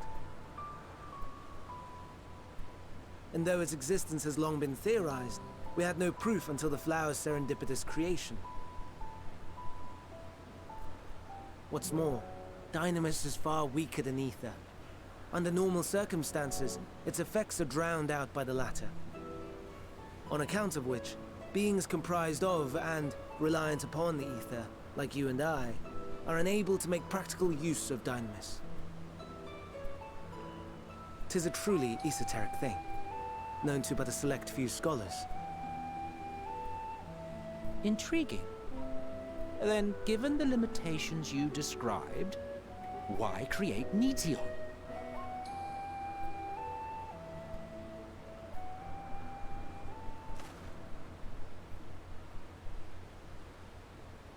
Our star, Aetheris, is especially rich in ether, so much so that its name is derived from it. However, when we consider all energy in existence here and in the vast space beyond, Dynamis may account for as much as 68.3%. The more abundant form by far. Were we able to control it, we could open the door to limitless possibilities. 'Tis not unlike a gently flowing stream, unable to break through the dam of ether barring its path. But if we could imbue this stream with the vigor of a raging river...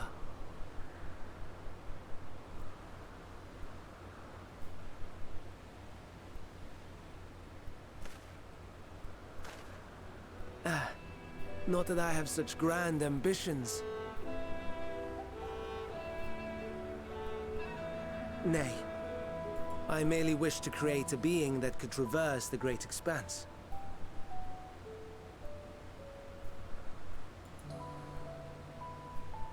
The relative scarcity of ether beyond the bounds of this star was a concern. And so, I looked to another source of energy by necessity.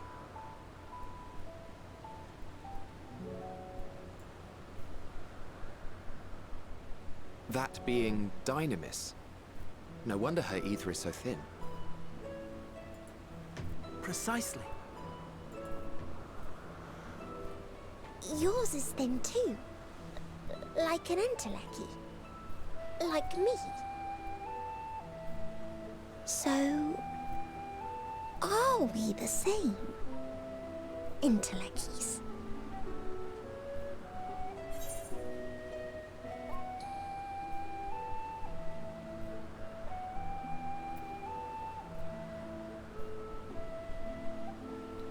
I've been known to transcend my limits with nothing but determination.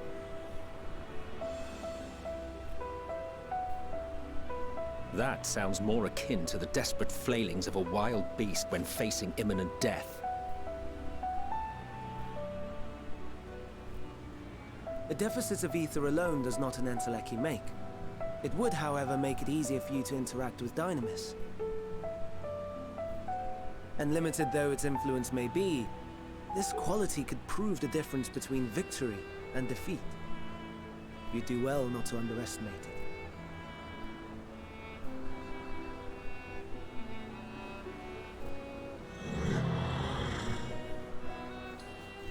Oh dear. I'd forgotten about the poor fella. You must excuse me a moment while I go and verify a few more things.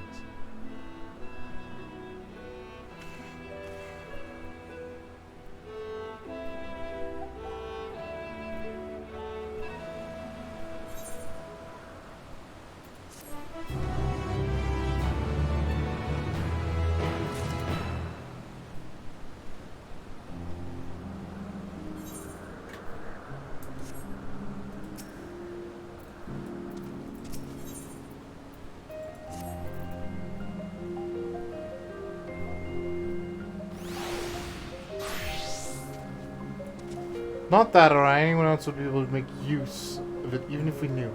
But it irks me to discover that there's an entirely different form of energy no one told me. That personal annoyance aside, Hermes' knowledge is undeniably impressive. Given that there are none among the 14 who specialize in Celestial, he'd be a welcome addition. Assuming he can be persuaded to join, that is, I still can't understand his hesitation. Why did you join the convocation? Oh, you wish to know why Emmett Silk was chosen for the convocation? I should be glad to share the tale. It began when... Not another word. Lest you've forgotten what you learned about Hermes, not me. My misspent youth is not your concern.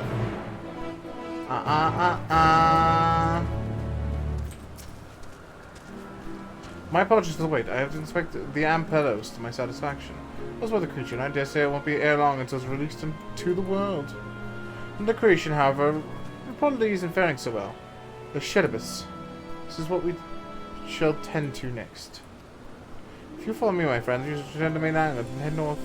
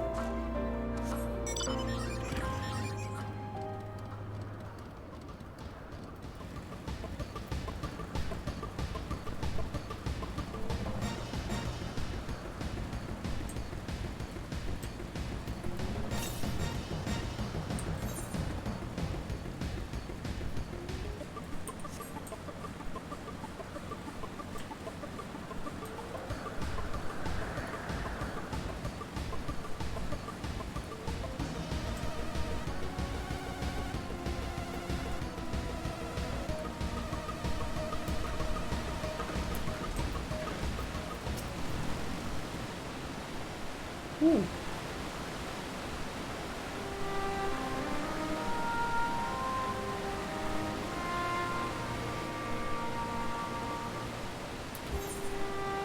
And said there's a problem with one of the Chatterbus. Yeah, that's right. As you know, the Chatterbus is based on a seeker showing its adjustments to its hands, its affinity for wind, its capable of flight. Specimens created for the concept could all fly without issue, but the problem arose in subsequent generations.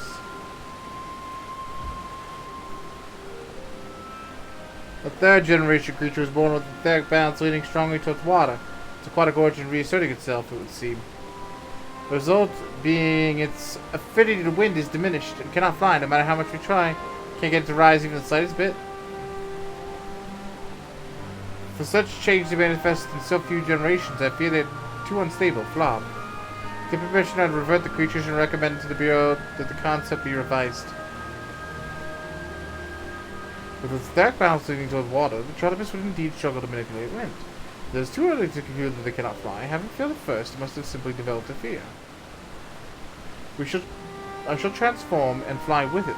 Help it to manipulate the wind until it finds its wings. What? You need to go to such lengths?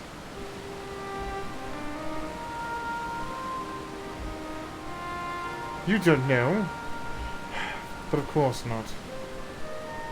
Transformation is not which one manipulates a vast quantity of ether to construct another body around oneself. In practice, this allows one to assume any conceivable form and thereby transcend the limits of one's flesh.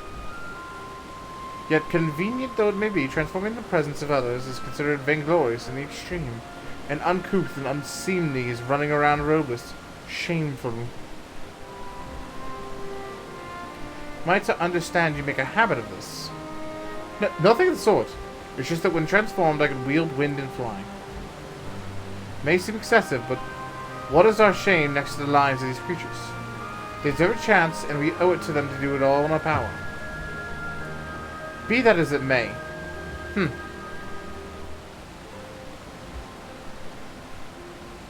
Yes, I believe I have a solution. I'm itself. May I trouble you to remove your Chatterbus away from its followers, so we're out of sight?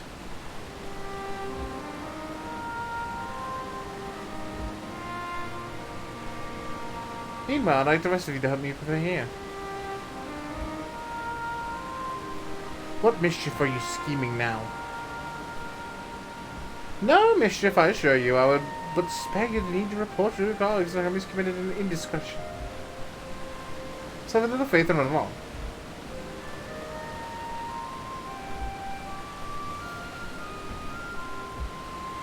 I trust you don't mind.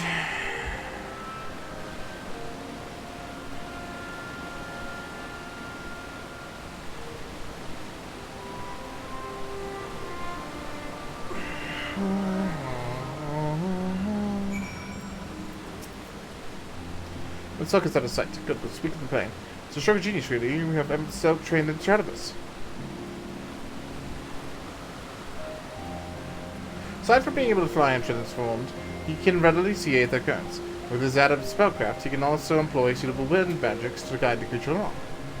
While he's undoubtedly capable of all you described, he does not his duty. I'm loath to trouble him with it. Don't be. As I mentioned, it would be for his own sake. With that said, let's begin at once. Monica, I want you to go to Emmett and tell him that you have a favor to ask. He'll be disinclined to cooperate with you first, but you mustn't be discouraged. With our friend, the trick is to be unflaggingly persistent. Off you go now, and good luck.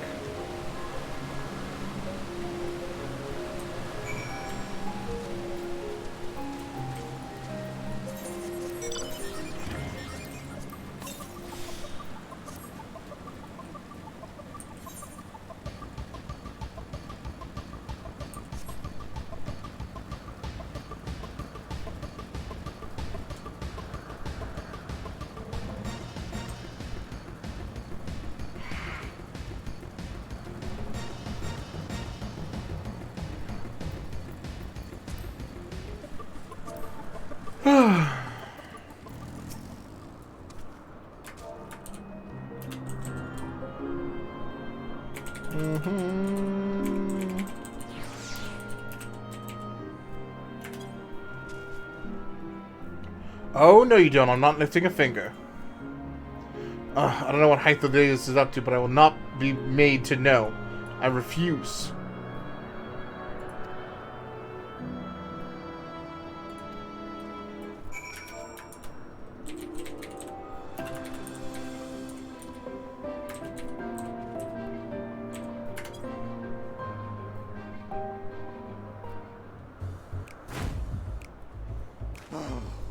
No, no, no. You are not foisting this nonsense on me.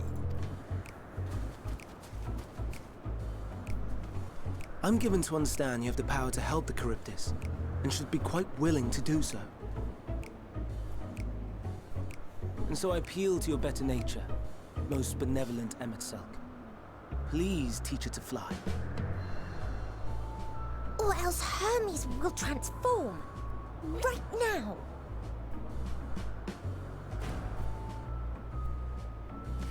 Now, there's no need to go quite that far. Altruism is its own reward, as I'm sure he would agree. Oh, would he now?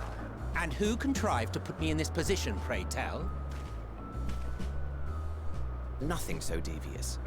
I merely suggested a possible course of action.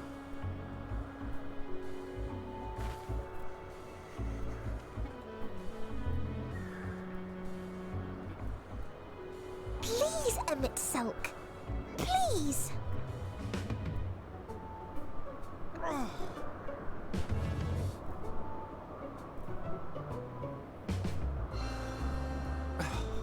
did not come all this way to play nursemaid to your creations. I'd thank you to remember this favor and let it be the last.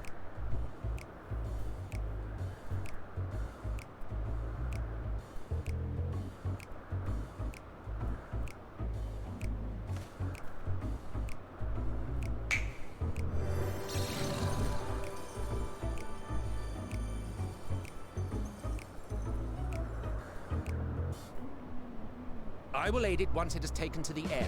It falls to you to shepherd it skyward.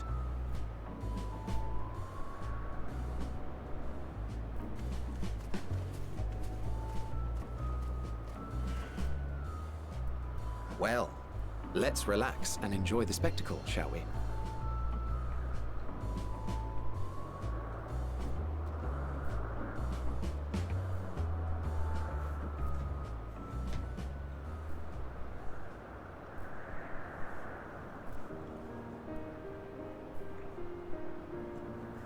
You were wondering why Emet-Selch joined the convocation. Truth be told, he wasn't the first choice for the office. I was, on the strength of my ability to see ether. But I declined the offer. For though my vision is exceptional, I am pedestrian in all other aspects. Worse even. Quite abysmal when it comes to manipulating ether, for example. Couldn't transform even if I had a mind to do so.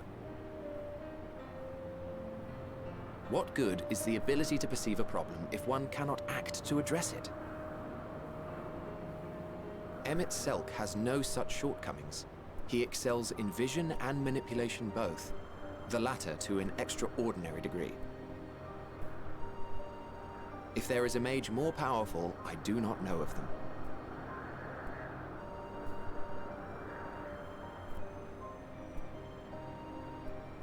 Thus did I recommend him for the office in my stead. And I wasn't the only one. Far from it. Countless others vouched for his skill and character. People the world over, to whom he had previously lent a helping hand. Oh, how surprised he was. Claimed he hadn't done anything remarkable for anyone. Modest to a fault. Damn, dude. He deserved every bit of acclaim he received.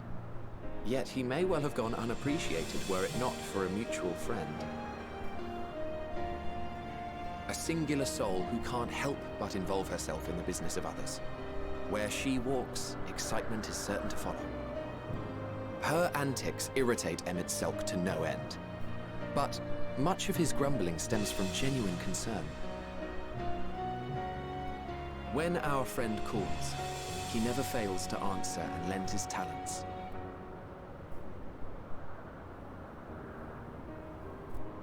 And in the course of doing so, He himself came to be recognized and respected by those around him.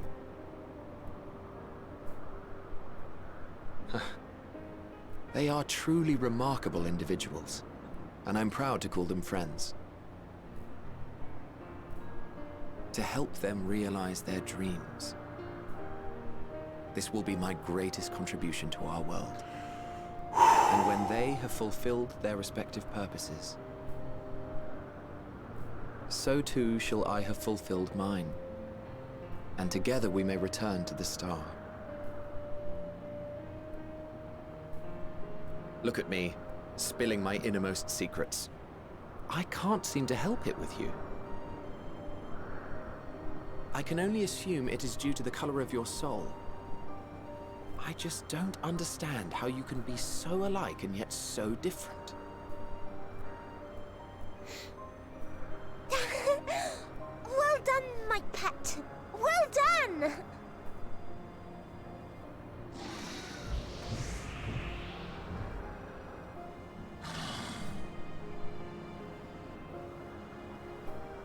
Ah, yes. I dare say the Charybdis will be fine here on. Why don't you go and signal to Emmett Selk? Let him know that his arduous task is at an end.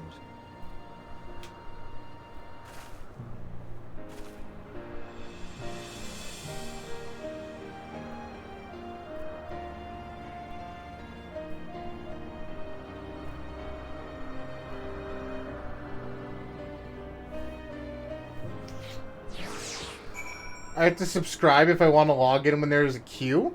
What? Really?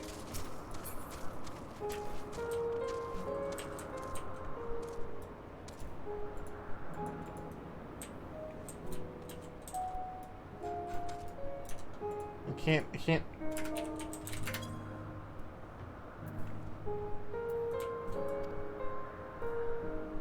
Trials can't queue.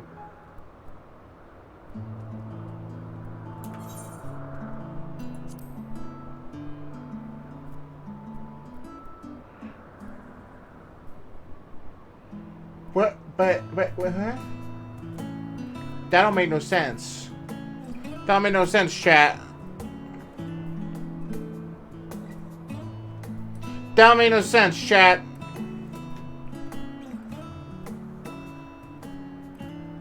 That don't make no sense. I have no words to express my gratitude. Thanks to you, the Trolopus has learned to fly. Check your DM.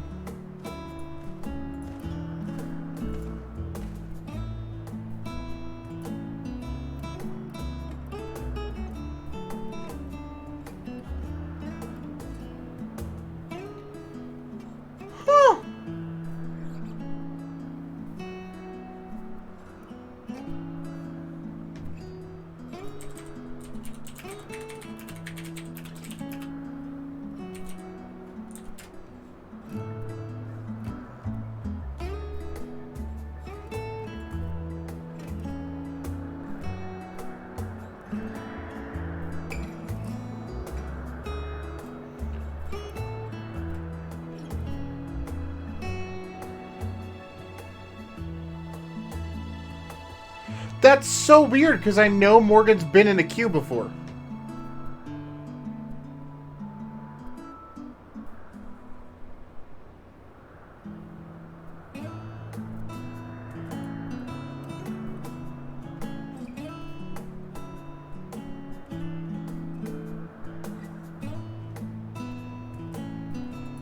So the subreddit is speculating from like 2 years ago that it only happens when there's like a huge queue, because it makes it harder to do low priority queues. Yeah. Because I literally was like watching Morgan in a queue last week. Like, I know that she queued. I know she did.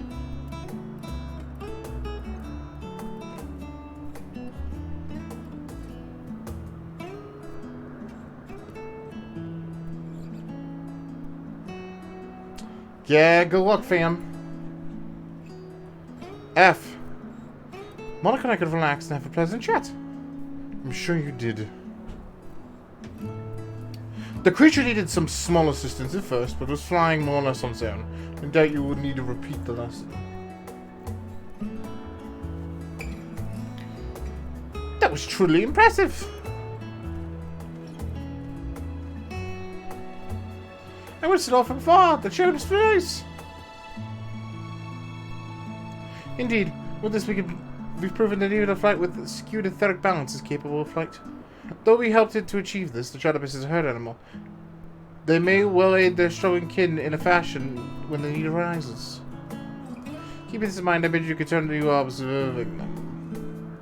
If that is what you want. Oh my god, my eyes. Why? Yeah. But if I may say so, rather than hoping an idealistic possibility come to pass, wouldn't it be simpler to have the concept adjusted? That way we could guarantee the anomalies such as a specimen are never born in the first place. These are creatures already here. We will spare no effort to give them a chance to survive. As you wish, Chief. As you wish.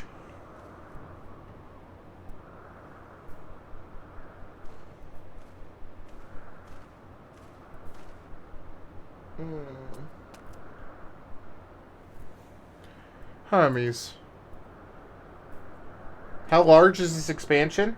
Well, I've put in over 40 hours. Or, sorry, over 30 hours now.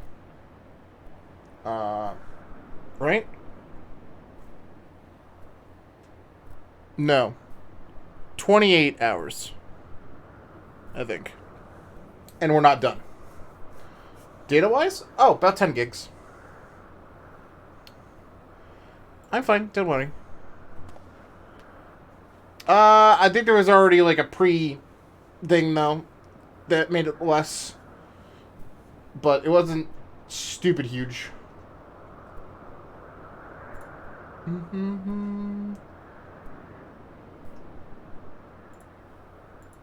God damn it.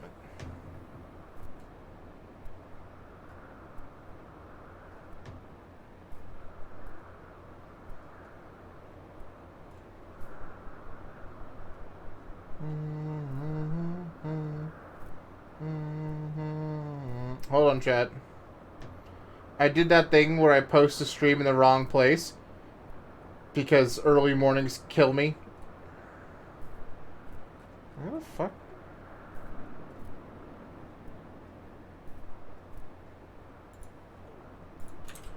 I did it. I posted it in the right place. Woohoo. Okay. Concludes all my present tasks. Let's return to Aganoris for now.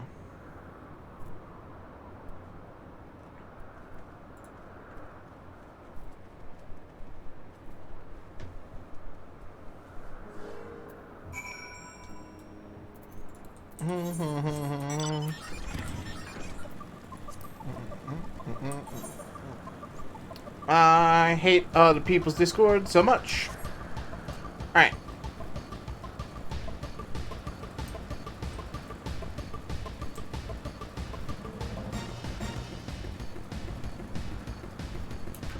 And this is part of the reason I hate getting involved in other people's Discord chat, because I forget to move channels. It's a big reason. What? Want to apologize for forcing me to help you, do you? Save your breath, you didn't force me to do anything. I mean, it shows the most expeditious way to have done with the impediment to our business. I'm Dale, welcome, who you are?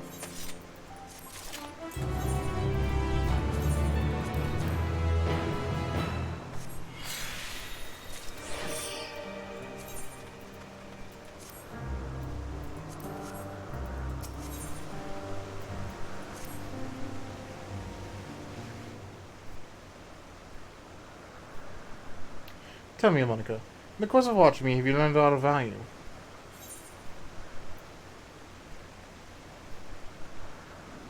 Dynamis seems promising.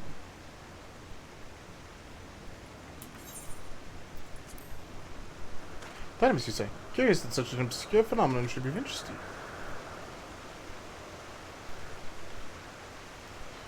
Chief Hermes, what good fortune to find you here. Something the matter.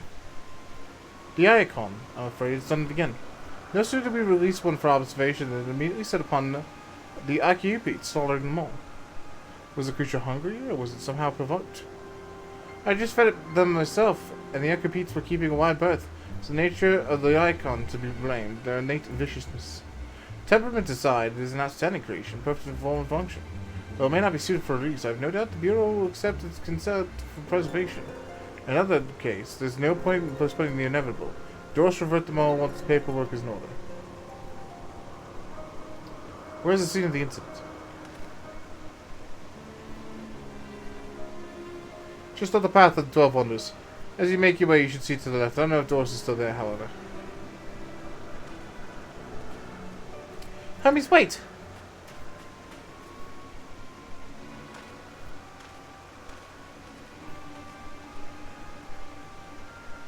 If this is part of his work, then I would presume we follow.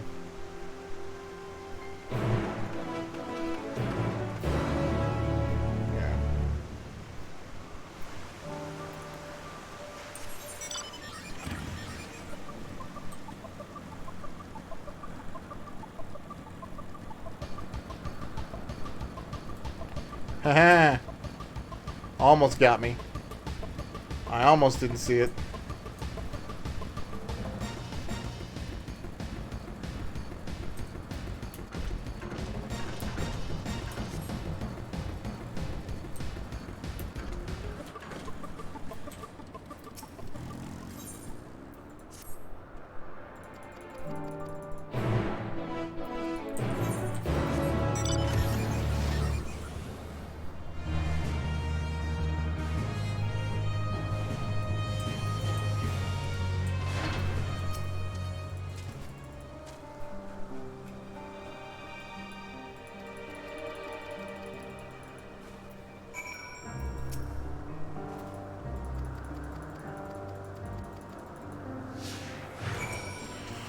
Okay.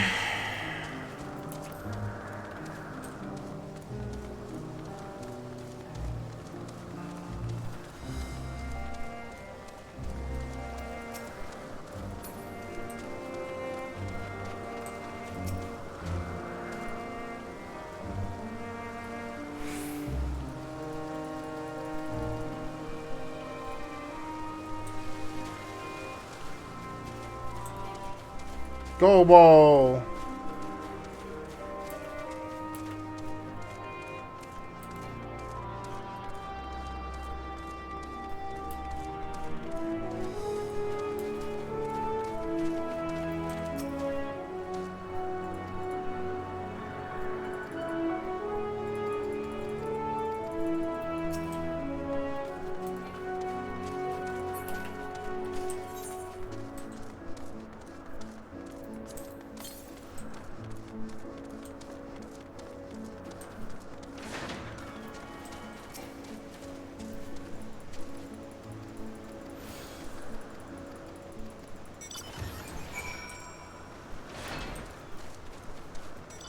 Okay.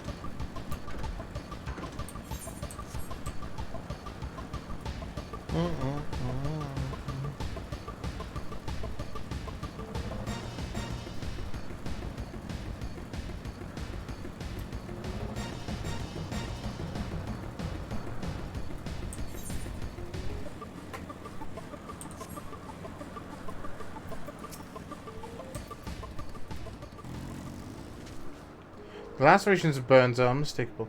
The icon was indeed responsible. The creature is nowhere to be seen. Doors must have taken them away. The man makes his base at 12 Wonders. I shall go see him out there. Emmett Silk and I will search the area for good measure, just to make sure the icon did not escape.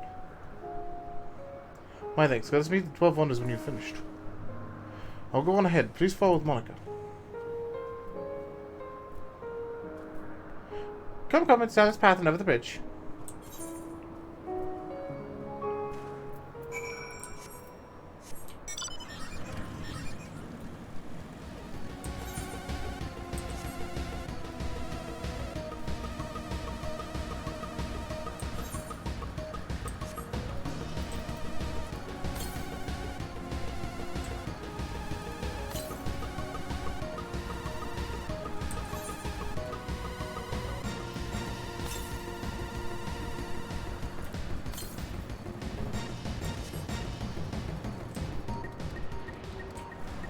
hippogriffs work too.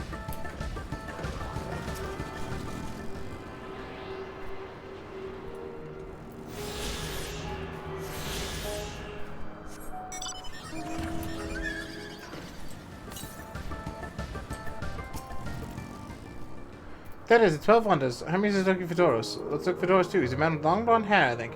I'll know him when I see him. God damn it.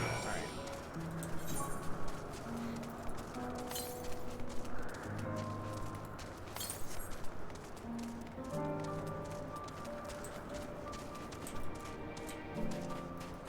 He's a man with long blonde hair.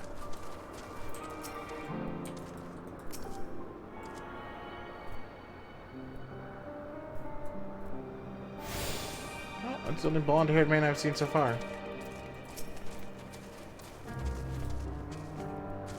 Doros, that's Doros!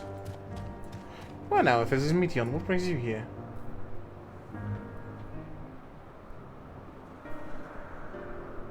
Ah, I thought I heard familiar voices. I didn't realize you two decided to help me search for Doros. Thank you. You're in charge of the icons, I believe. Where are they now? And the field and restraints. Francis is the where I couldn't well attend to the kitties.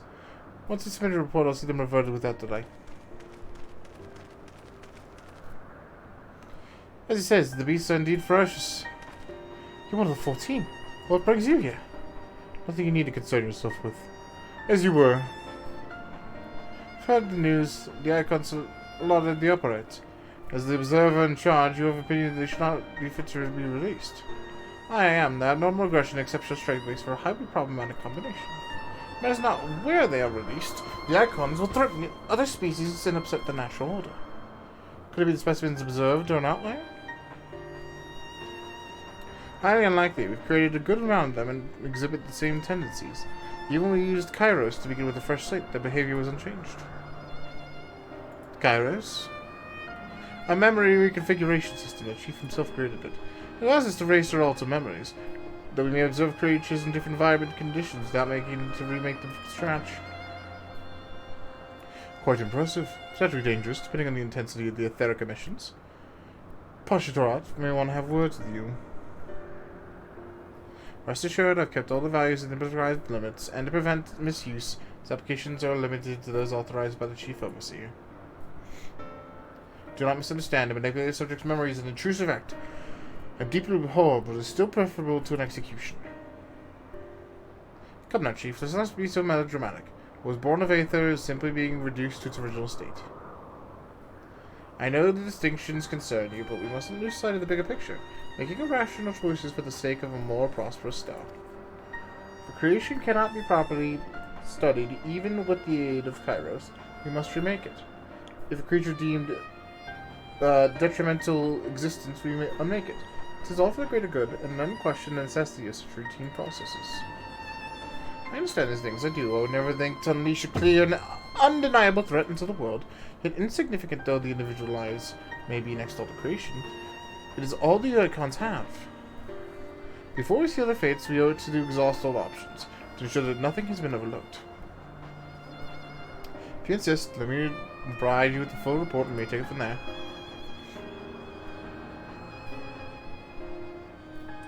Would it be possible for to attend the discussion? Then itself may better carry out his duties. By all means. Pretty sure there's a meeting room. Ah!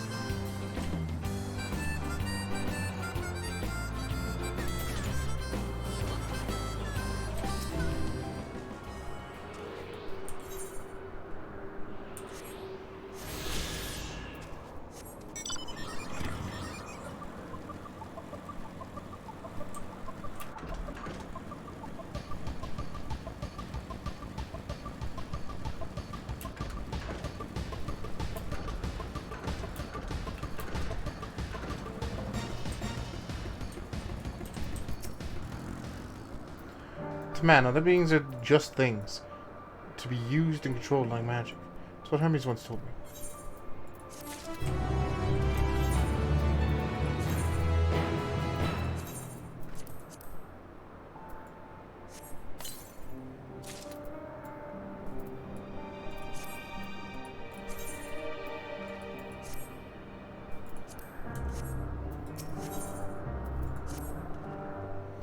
This discussion may take a while, during which time...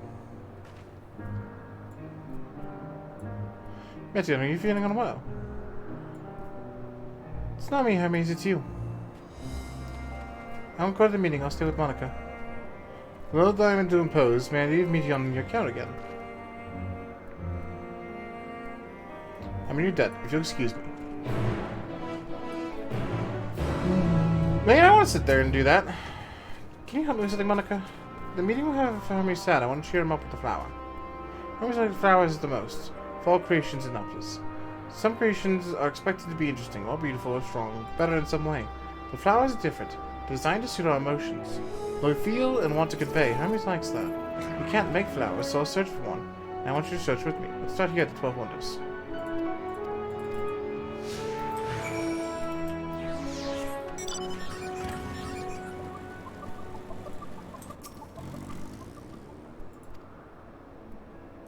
But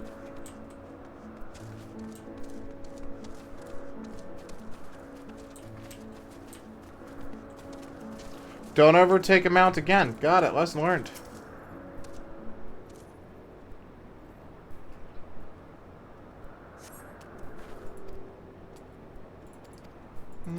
Okay. Too big and bright. He's not gonna want.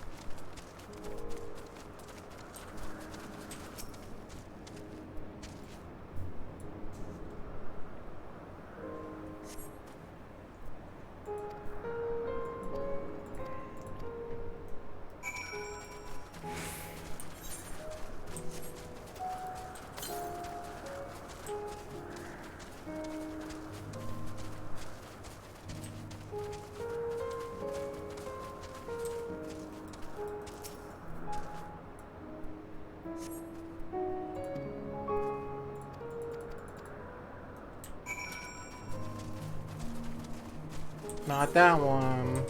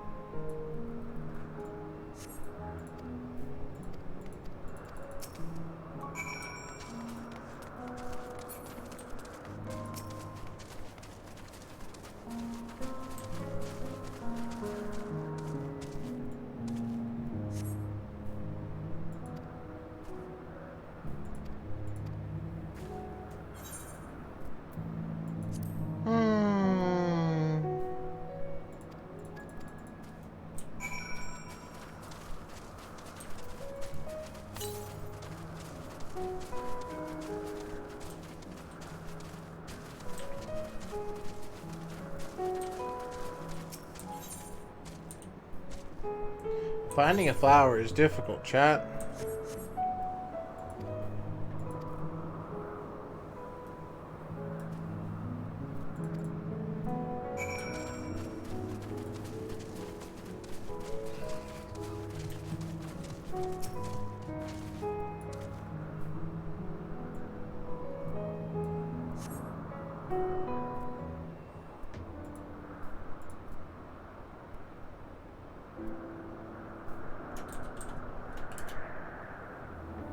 Oh, Elpis Flowers are here too.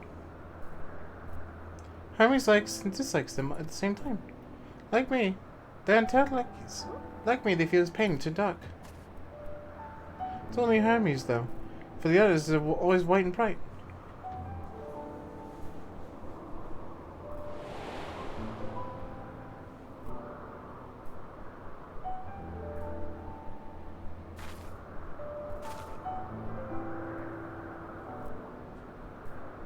Truly, flowers darken your home? Do you have it too? A dark emotion?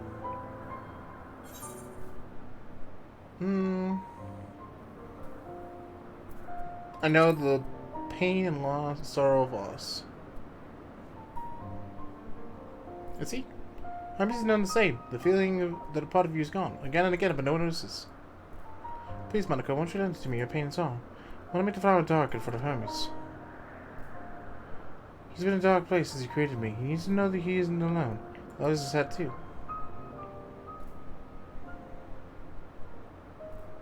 Truly, you'll do it?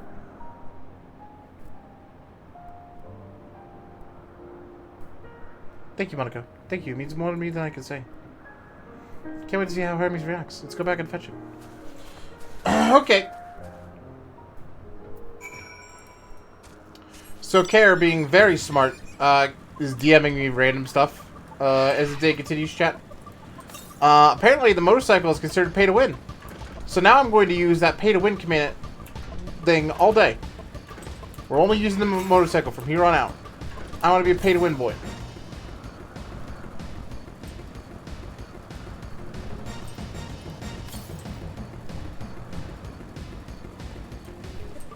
Fuck.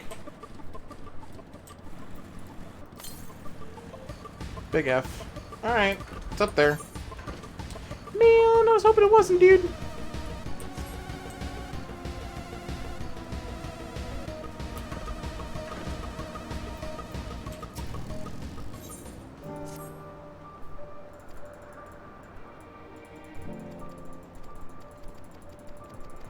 Shut up.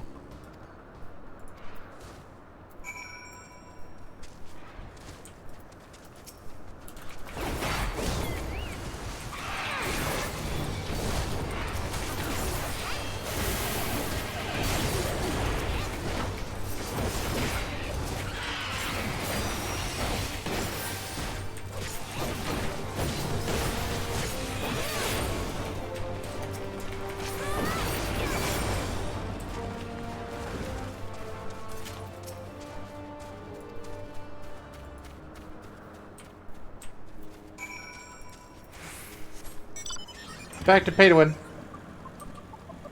I love that people are saying that. That's so funny to me, Chad.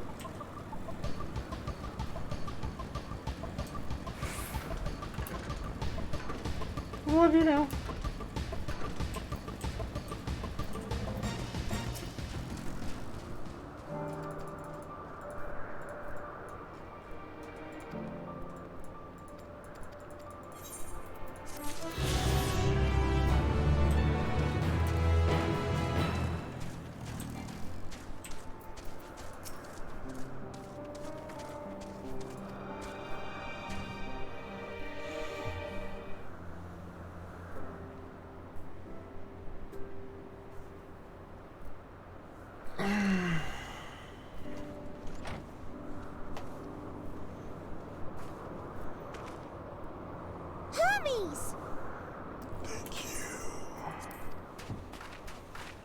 Thank you! Thank you, thank you for choosing to decide to be voice acted. You were waiting for me. You've finished talking? Yes. We've come to a decision. My thanks for keeping Meteon company. Emmett Salk and Hythlodaeus have already retired to their rooms. There is room for you too, if you would follow me. Wait! I want to show you something first.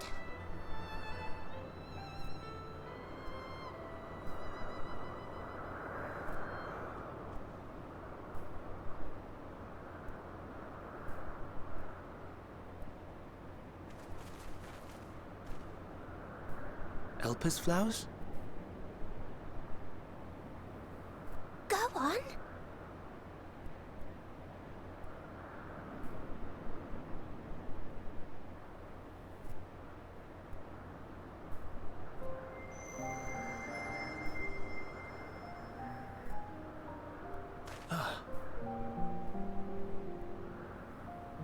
You're not the only one, Hermes. Others feel sad too. You're not alone.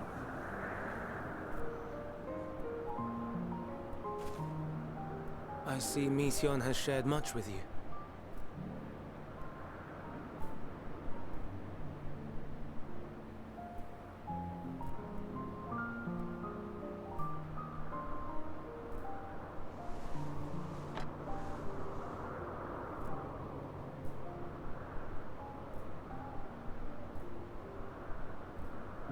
May we talk a moment? Huh.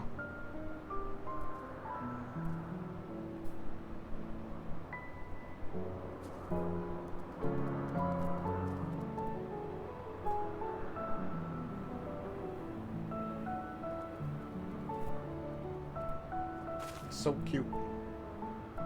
I do not think it wrong that we live for the star, that we strive to make it a better place. And yet, in carrying out my duties here, there are times when I am plagued by doubt. Do you recall what Hythlodaeus said when we first spoke of my nomination? Death is the privilege of those who have fulfilled their purpose, a choice they embrace of their own free will, and when they depart, it is always beautiful. Perhaps it is, but only for man. Creations that he deems useless are discarded with nary a second thought. Some scarcely born into the world, afforded a handful of breaths before life and potential are abruptly extinguished. We make an effort to spare them the pain. They sense what awaits. Rage and anguish and cower and fear. And it is not beautiful. Yet no one cares. No one. So fixated are we upon the duty that we do not pause to question the method. Pain and suffering, confusion and despair, writ plain in the eyes of those poor creatures. Yet no one sees. We turn a blind eye and carry on in blissful ignorance. Not amiss. And always, always the blossoms shine pure and white. A contradiction so blatant I could scream, want to scream. How can you all accept this aberration? Then I wonder, am I the aberration for thinking thus? And I am filled with dread. But now I know I'm not alone. Not the only one for whom the flowers weep. Owen asked what you thought as he kneeled beside the Elpis, or if he only did it at Meteon's insistence. Nevertheless, I thank you. To know that you too have experienced suffering is a comfort. That's a hell of a sentence.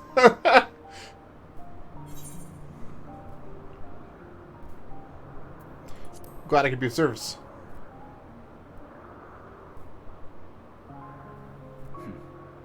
To so willingly lend an ear to ease my burden. You are a strange one.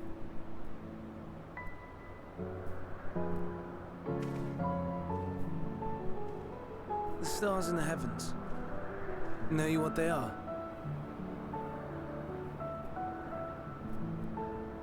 Though it is too far to tell, each glittering light could be a world not unlike Aetheris. A world filled with life. So many stars, so many lives. For us, there may be no higher purpose than to live for our world. But what of the other living beings out there? What is it that gives their lives meaning? That drives them day after day after day? To pose that question to our undiscovered cousins, I created beings of Dynamis, who can traverse the vast emptiness between the stars. Meteion and her sisters. Aye, sisters. She has a great many of them, and they have already departed on their journey, traveling to one star and then the next in search of life. As one might expect, exploration on such a grand scale is rife with difficulties, and thus far I've naught to show for it. But I have faith that we will make some manner of discovery ere long. Hi. Chat, it's Morgan. And when we do, I should be glad to share our findings with you, in gratitude for your kindness. Hi guys. I brought pizza. It's getting rather late. I'm excited. We had best find our beds. It would not do for both of us to be sleep You going back to deprived sleep? on the morrow. Yeah. Saw that Come, coming. Meteion. Let us head back. She's like, I'm sleepy. Yeah, I'm gonna have Alright. drink liquids. Go rest. You get some go rest. Alright, chat. I'm gonna shove a pizza in my mouth, so I'm gonna disappear on a face cam scale. Alright. Cool.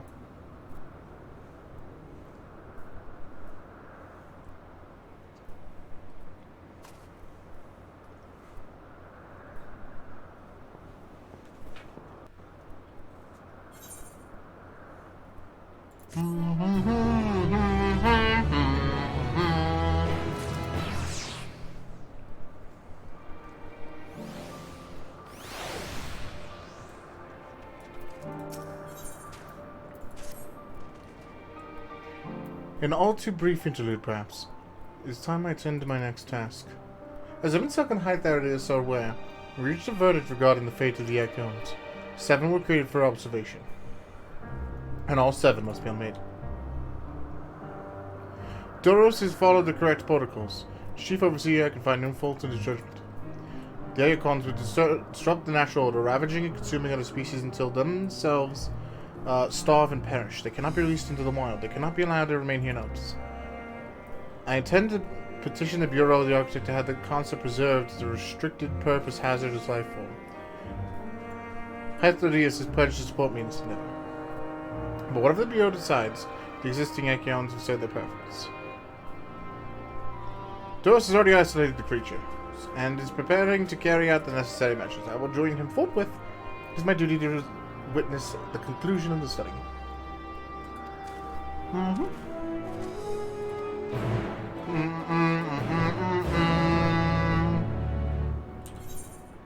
I put pizza in my big mouth.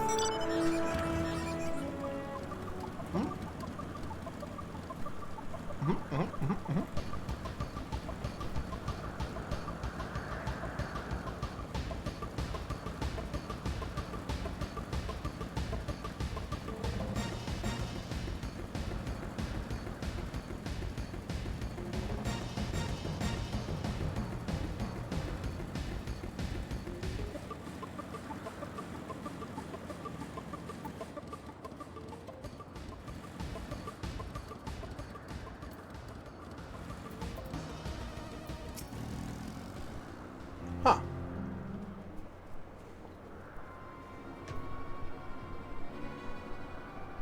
Doros, are you hurt? What happened to you? They caught me off guard and had them bound with the Theria shackles, but they became frenzied, even more so than usual, and broke free. I was able to stop 4. The other 3 escaped.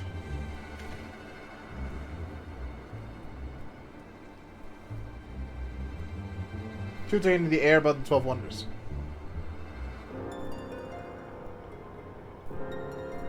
The last is up ahead, lurking in the fields.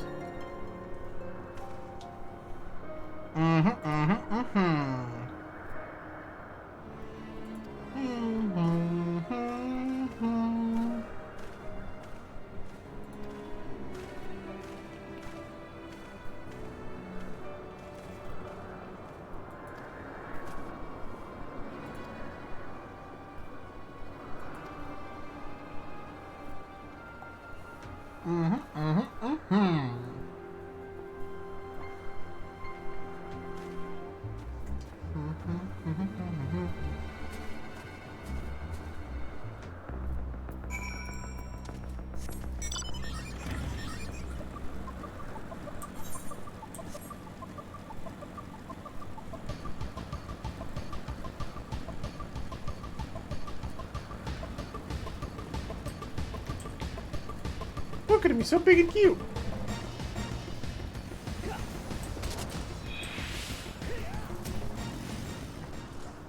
Appreciate your help and lament that it is necessary.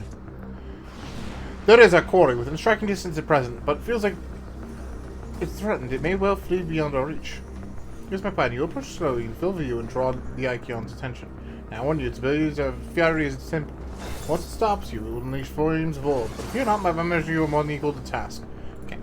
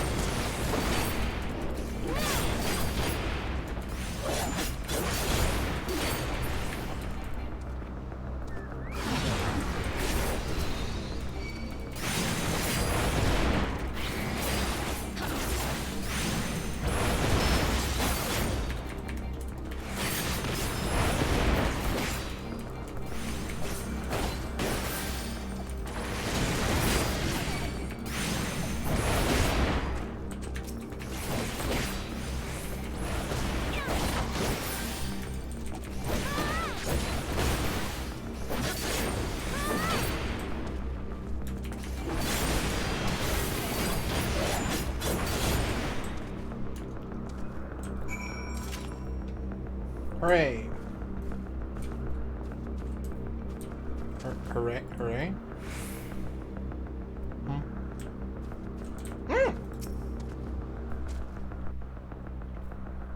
Punch dumb. Got it.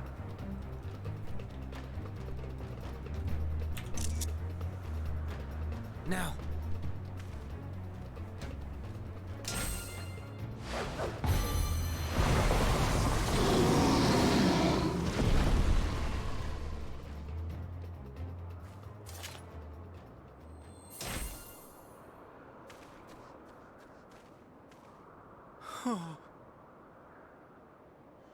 Forgive me. Please, forgive me. May you and your kin find peace. Wherever your souls may drift in the underworld, may you find tranquil seas.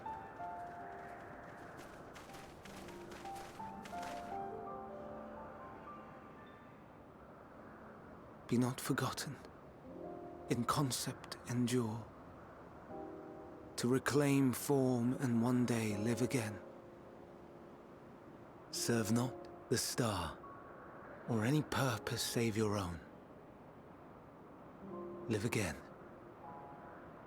if that be your desire.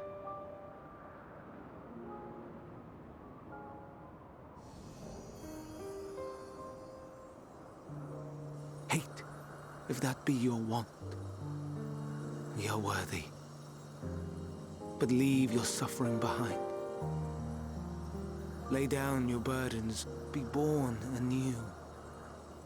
Fly high, fly free.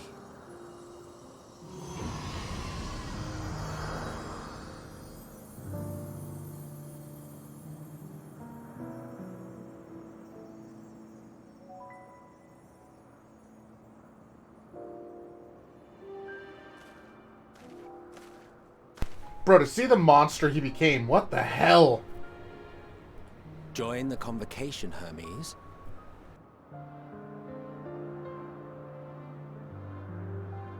You do not belong here. Leave to replace another. To be replaced. It changes nothing. Tell me, do you think it right that we sacrifice all these lives for the sake of the star? And when the star has reached perfection, what then? If all who are satisfied choose to die, shall we all die in satisfaction?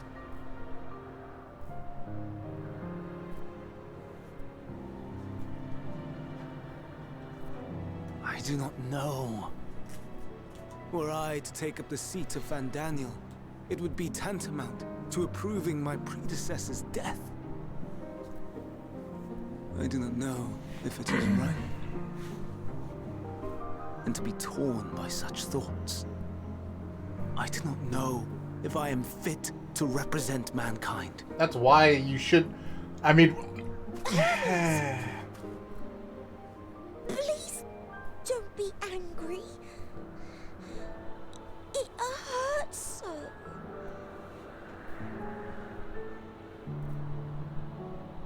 Forgive me.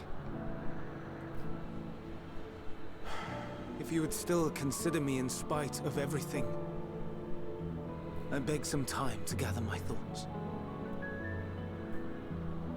Meanwhile, Hythlodaeus, I fear I must trouble you to attend to the others. 'Tis no trouble at all. Take as long as you require.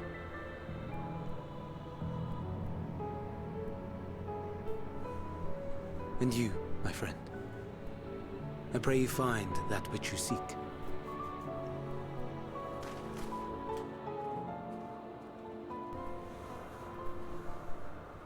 I expect we have some few matters to discuss. Shall we return to the 12 Wonders for a time? Aye.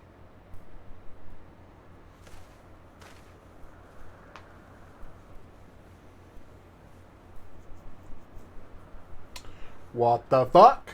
Alright.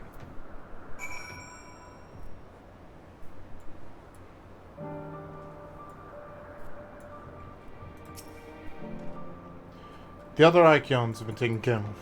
The incident is resolved and life in Elpis continues as normal, or it ends, as the case may be. Rationally speaking, I understand Hermes' argument. No matter how well deserve the rest, there's a pang of sadness when a colleague leaves us. Yet, never has a departure caused me as much grief as Hermes appears to feel. What must it be like to experience such torment?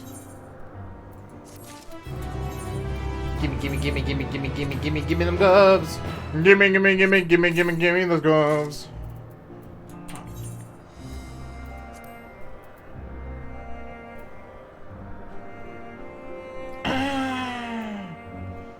Bro! What the f...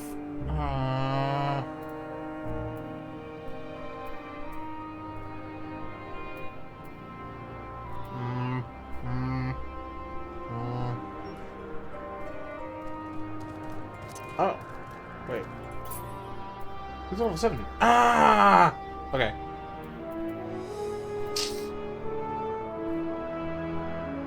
And this one goes. This one goes.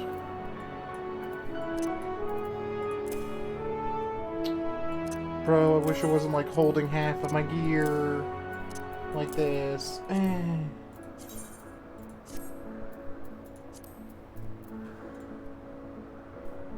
Those are pretty pog. We're gonna have to cast a claimer on though, because they look bad.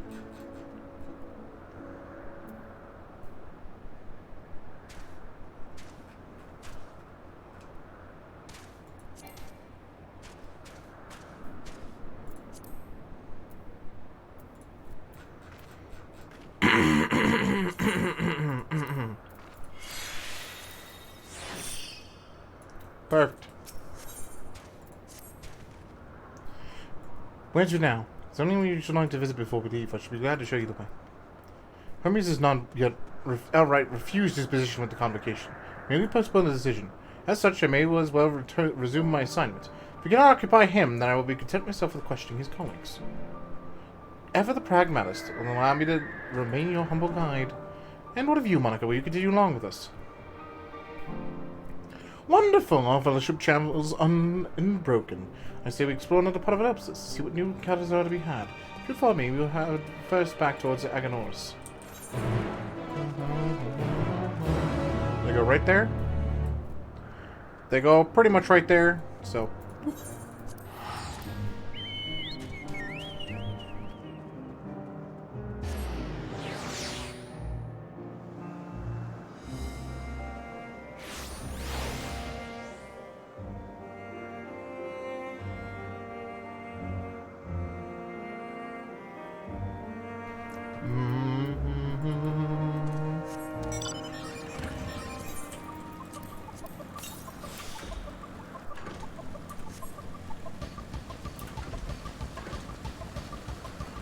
Keep that food buff up.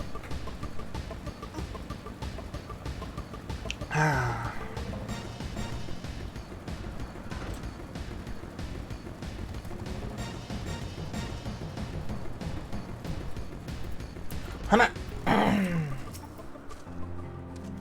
From here we found the path northwards to Nornithus. That way we found one of the teleporters which facilitate travel between the island and Elpis. First timers must be accompanied by someone with the requisite permission, which I have previously been granted. We will need to use the device together at once, and henceforth you have to leave to use it freely. Shall we?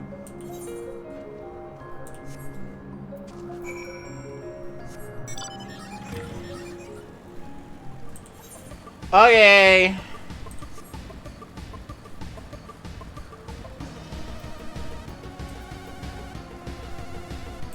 Cool's on.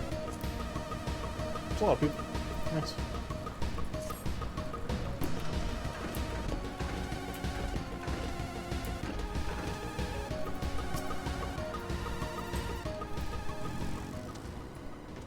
Here we are. No Tonius. The teleporter will take us back to Calameus Zephyros, the Western Island. That's it right there, looming largely over us. Step this way, we can soon admire the view from above.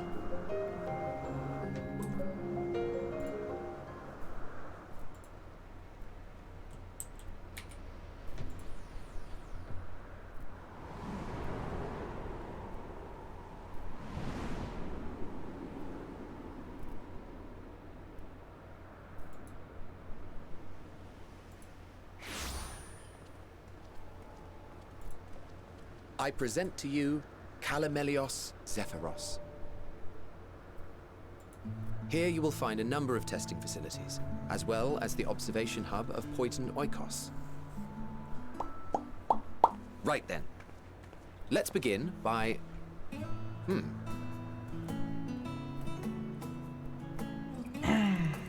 Well, well. An Arrayus. How delightful.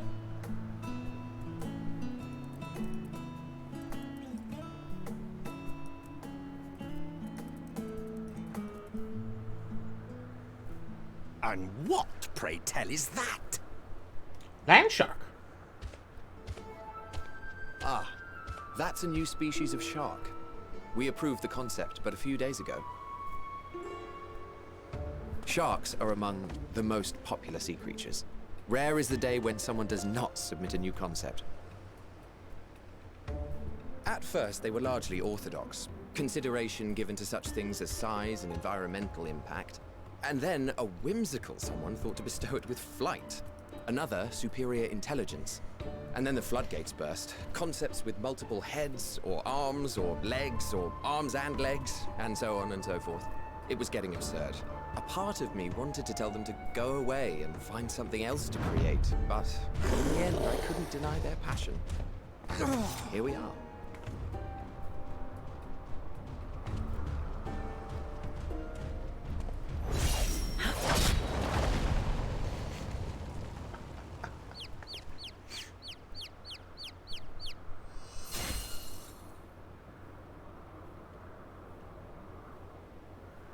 That was too close. Are you unharmed? Ich fucking what? Well now, if it isn't a pair of familiar faces. Bernard, that we should meet you here. Yeah.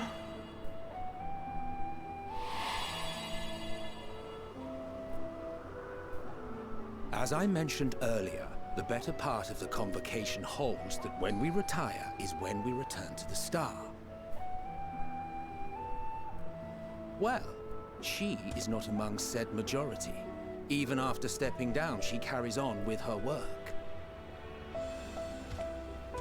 Venar is her name, and she is the previous Azem.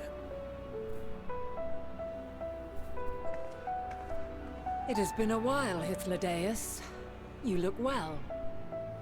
And Less so future hold for I dare Final. say the lines upon your brow have both deepened and doubled in number. A shame for one so young. You must make an effort to frown less often.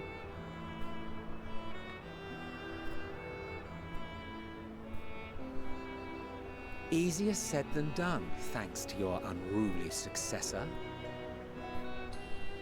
How is she, if I may ask? Incorrigible as ever. Rushed headlong into a volcano on the brink of eruption just the other day. I should be glad to share the tale in its entirety later, if you're so inclined. Oh, you know I am. Now then, you are?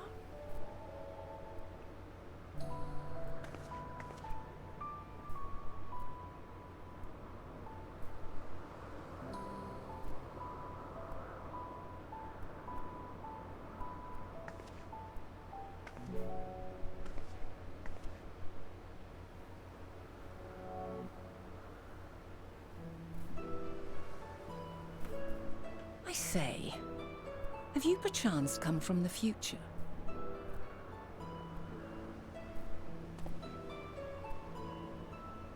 I do not believe we have ever met, yet I sense my magic upon you. Therefore, if I wove the enchantment, I could only have done so at a later point in time.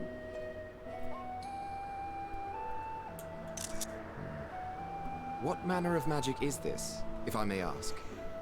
A traveler's ward, of course. It prevents the corruption of one's ether.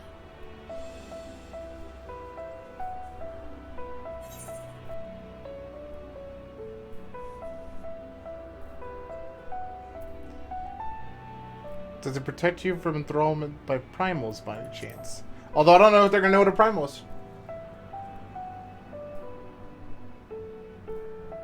Primals, you say? Yeah. Fuck. But I'm not familiar with such beings.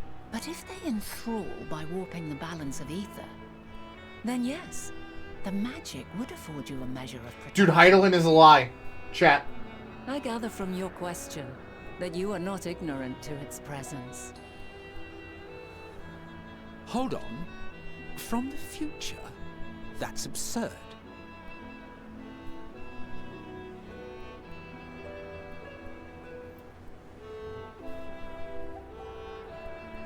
What is it?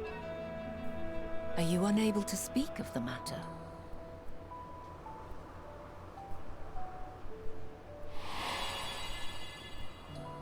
The reality to which you must return exists as a result of the final days. You cannot reshape the past to undo the tragedies of the present.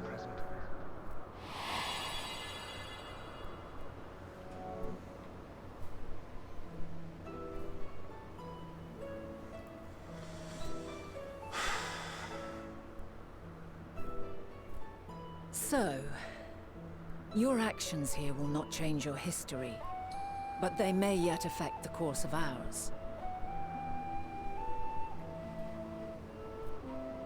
How very exciting! I'm quite fond of delving into the unknown, and there's naught more unknown than the future. Until a moment finally arrives, we cannot know for certain what will come to pass, regardless of our supposed foreknowledge. So you needn't worry for us. More important, I hate this. that you should go to such great lengths as to travel unto the past bespeaks the gravity of your quest. Will you not reveal it to us?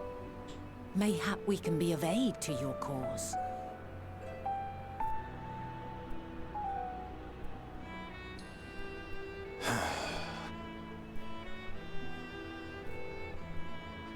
If this is true, then you've been keeping quite the secret to yourself. As a representative of the Convocation, I will hear it all. Your identity, purpose, everything.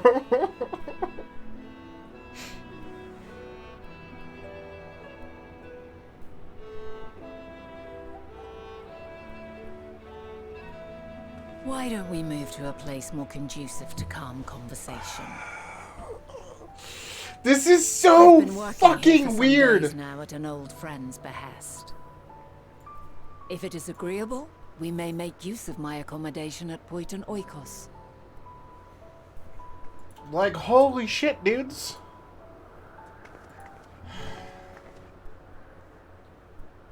We were meant to meet. I am certain of it. Else I wouldn't have marked you so clearly, and sent you unto myself in the past. It's precisely the sort of mischief I would get up to. And quite inspired, if I do say so myself. Except you didn't.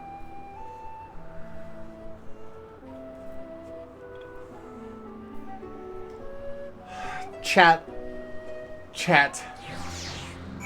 The more time goes on, the more I just feel like there is no way Heidel is not evil. Like...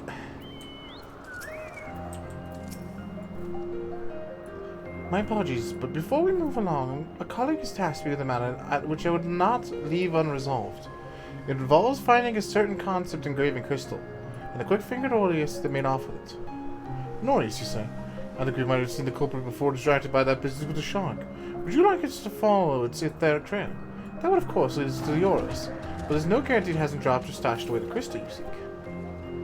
Please, even that would be enormously helpful. While you're hunting down a thief, I can follow behind and scout a forest floor just in case. Could I ask you to join the search? I'd appreciate a pair of eyes to cover the land to the west of here. Many thanks. It's a small bridge leading to the Poiton Oikos. Let's meet there once we've exhausted our efforts. This fucking story. Chad. Like, I was talking to some people yesterday, and they're like, Remy, what do you think of Endwalker so far? And I went, it's better than Shadowbringers. And they went, no. There's no way. And I went, ah!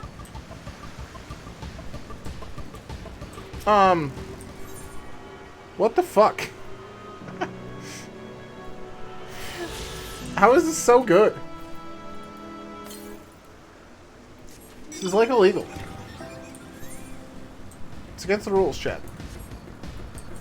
Video games are not supposed to be this good. They're supposed to be great, but they're not supposed to be this fucking good. What the fuck? Dude, that model's awesome. He's like a cheetah reindeer man. Coral. I fucking love it. I fucking love it.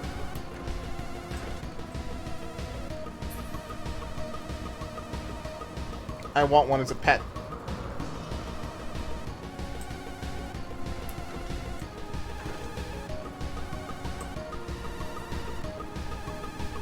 Like, the writers went to the fucking art team and were like, hey, you have any weird shit you want to make? Alright, let's find one.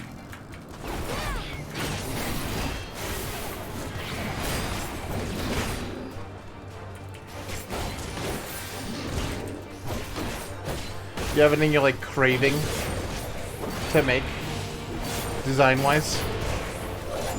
And they're like, oh, I got some ideas, dude.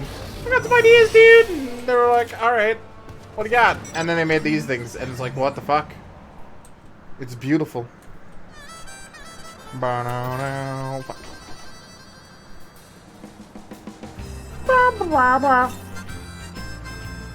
To the south, you say? Well, there's the crystal. Wow, I really should be literally just taking the bike. The bike doesn't have any slowdowns, does it? Yeah.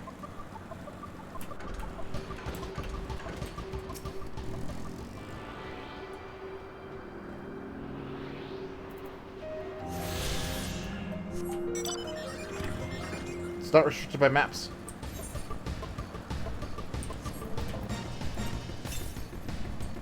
Pog ores.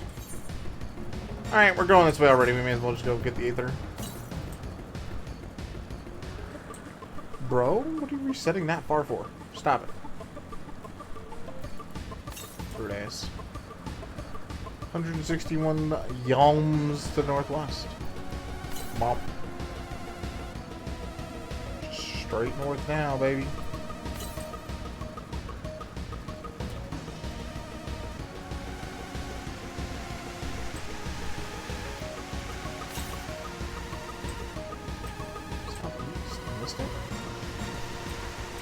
Oh, bomb. So no entry?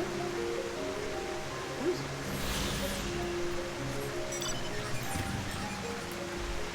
Oh, there's like 2 left in the office.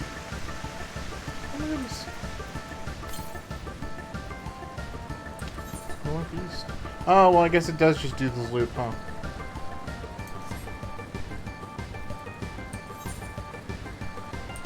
Shit, chat. They could have literally made like an entire game just this. Like, my fucking lord.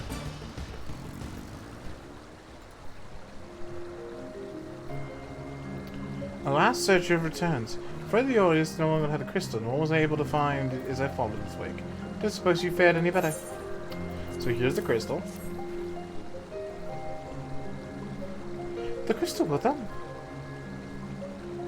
Wonderful. Now I can focus on your tale without that missing concept nagging on my mind. Do yourself a knack for finding things. I've often been asked to do so, yeah. Woohoo! You too. Some of us destined to always be searching. For ourselves and others. Long ago, when I held the seat of his own, I was forever trekking back and forth across the star in search of answers to people's problems. Naturally, you needed for such journeys has lessened considerably since I trusted the position of my whimsical successor. Yet I'm still eager to come running should an old acquaintance or new interest require my personal attention. And that's what brings me to Elpis, in fact. Many times has my presence been requested, my opinions sought concerning the habitat of this or that creation. Agreeing to help locate that missing crystal was a minor distraction, which now promises to become a major revelation. How strange and wonderful it is that the way one thing leads to another, wouldn't you agree? You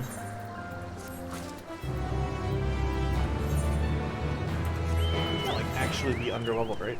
Oh my god, it caught up. What the fuck? Thank you again for your timely help. Now then, it is time I return the stolen property.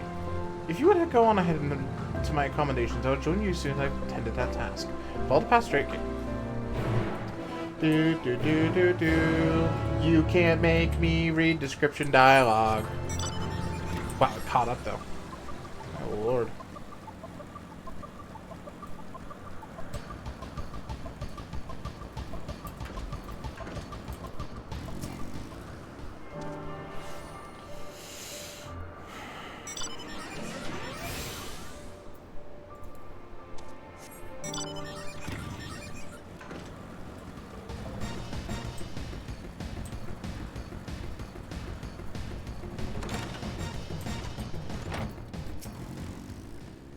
Welcome to my temporary abode. Please make yourself at home while I put on some tea.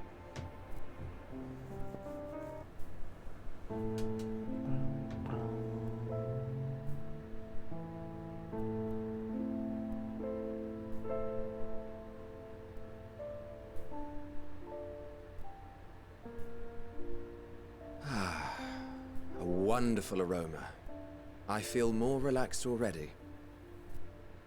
Would that I had sweetmeats to offer, but I travel light out of habit. There's plenty of hot water though, so please have as much tea as you like.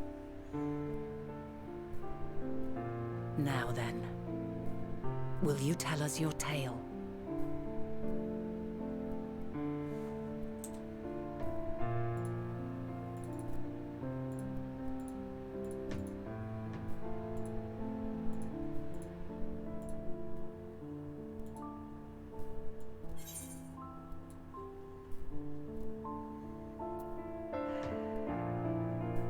A calamity called the Final Days has befallen the world.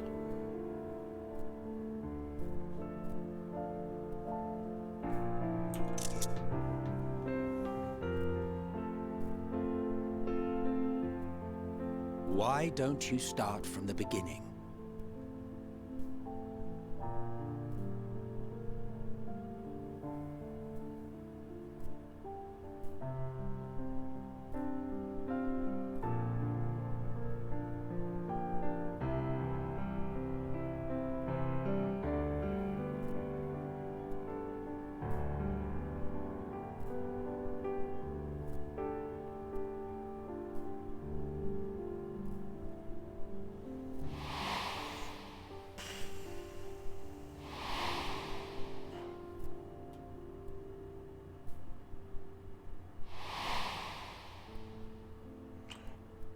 She's telling them everything.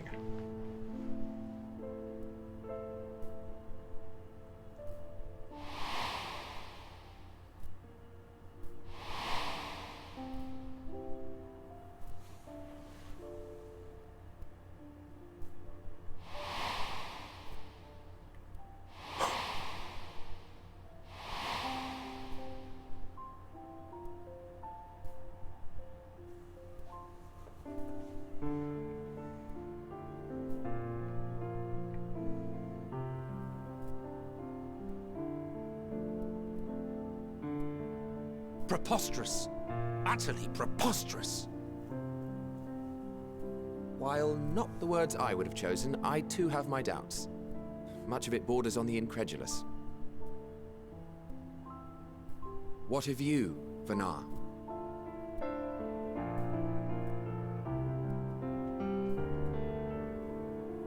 Not knowing the precise details of the first final days, it is difficult to determine the veracity of the tale. Supposing it is all true, I must ask myself... Top, we'll get you in. We'll get you in. Why I would do what I did. Why would I feel I had no recourse but to oppose the 14 and create this Hydaelyn? Circumstances change, of course, but it would not have been an easy decision regardless. No, there must have been a reason. One compelling enough to force me to take such drastic measures. Then there is the Elpis Flower, which I said would serve as a guide. That it's of import to your mission is plain, but your presence here leads me to believe that this place also holds significance. But what could it be? What are we meant to accomplish? Might it not be simply thus? In the future, whence she came, the final days could not be averted. Mankind has no choice but to flee the star. By alerting us to that eventuality, perhaps you wish to pave the way for other futures. Yeah, I'm not sure why we told him. I would have never done that. Theoretically speaking, it is a possibility. Yet if that were my primary objective, I see no reason to guide our friend to Elpis specifically. Yeah, why not the moon? The capital and Amarot, or even my own home would be more logical destinations.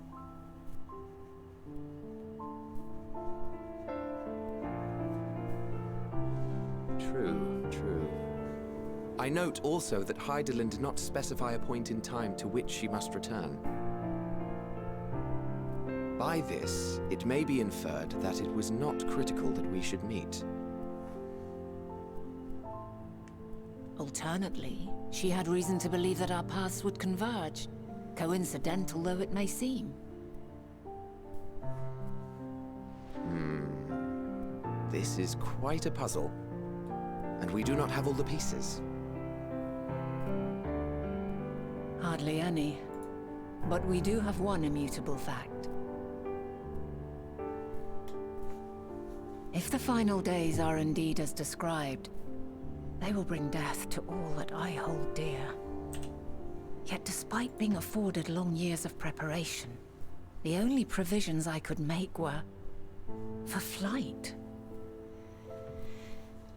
Nay, My first and foremost endeavor would be to find a way to forestall the coming doom.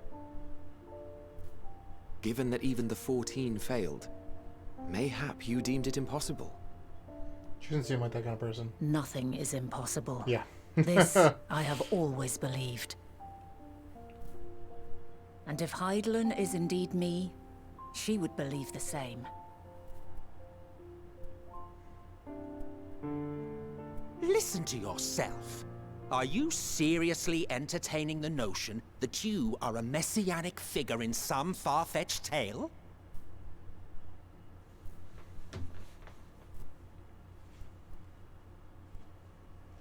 Well, I will not. I refuse to accept that our world could be undone by some unforeseen calamity. I also take offense to my portrayal as a megalomaniacal madman.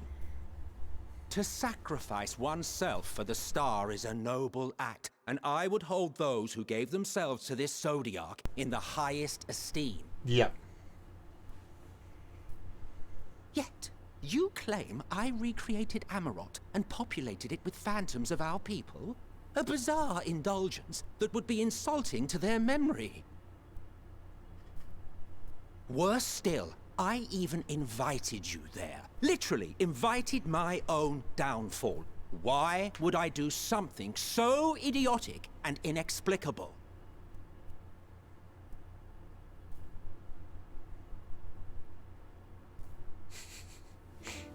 Now, I will allow that the hypothetical task of restoring our world would be daunting in the extreme.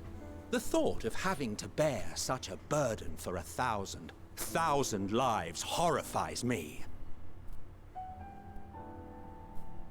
But I would never forsake my duty. I would never forsake my brethren.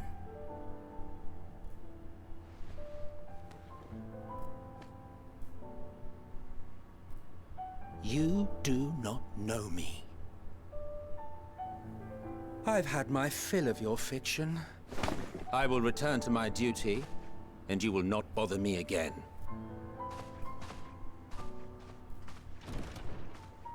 Emmett Selk, wait!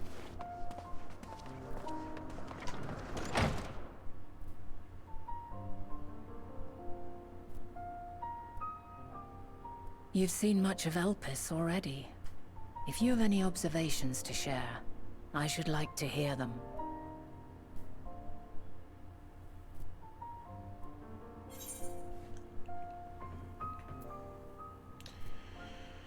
Hermes and Medion are involved somehow. Dynamis is the key. They're all real answers. Hermes and his creation Meteion, you say? If Dynamis is the self-same energy as Akasha, as it likely seems, then those two may well be at the center of the calamity to come. This warrants further investigation.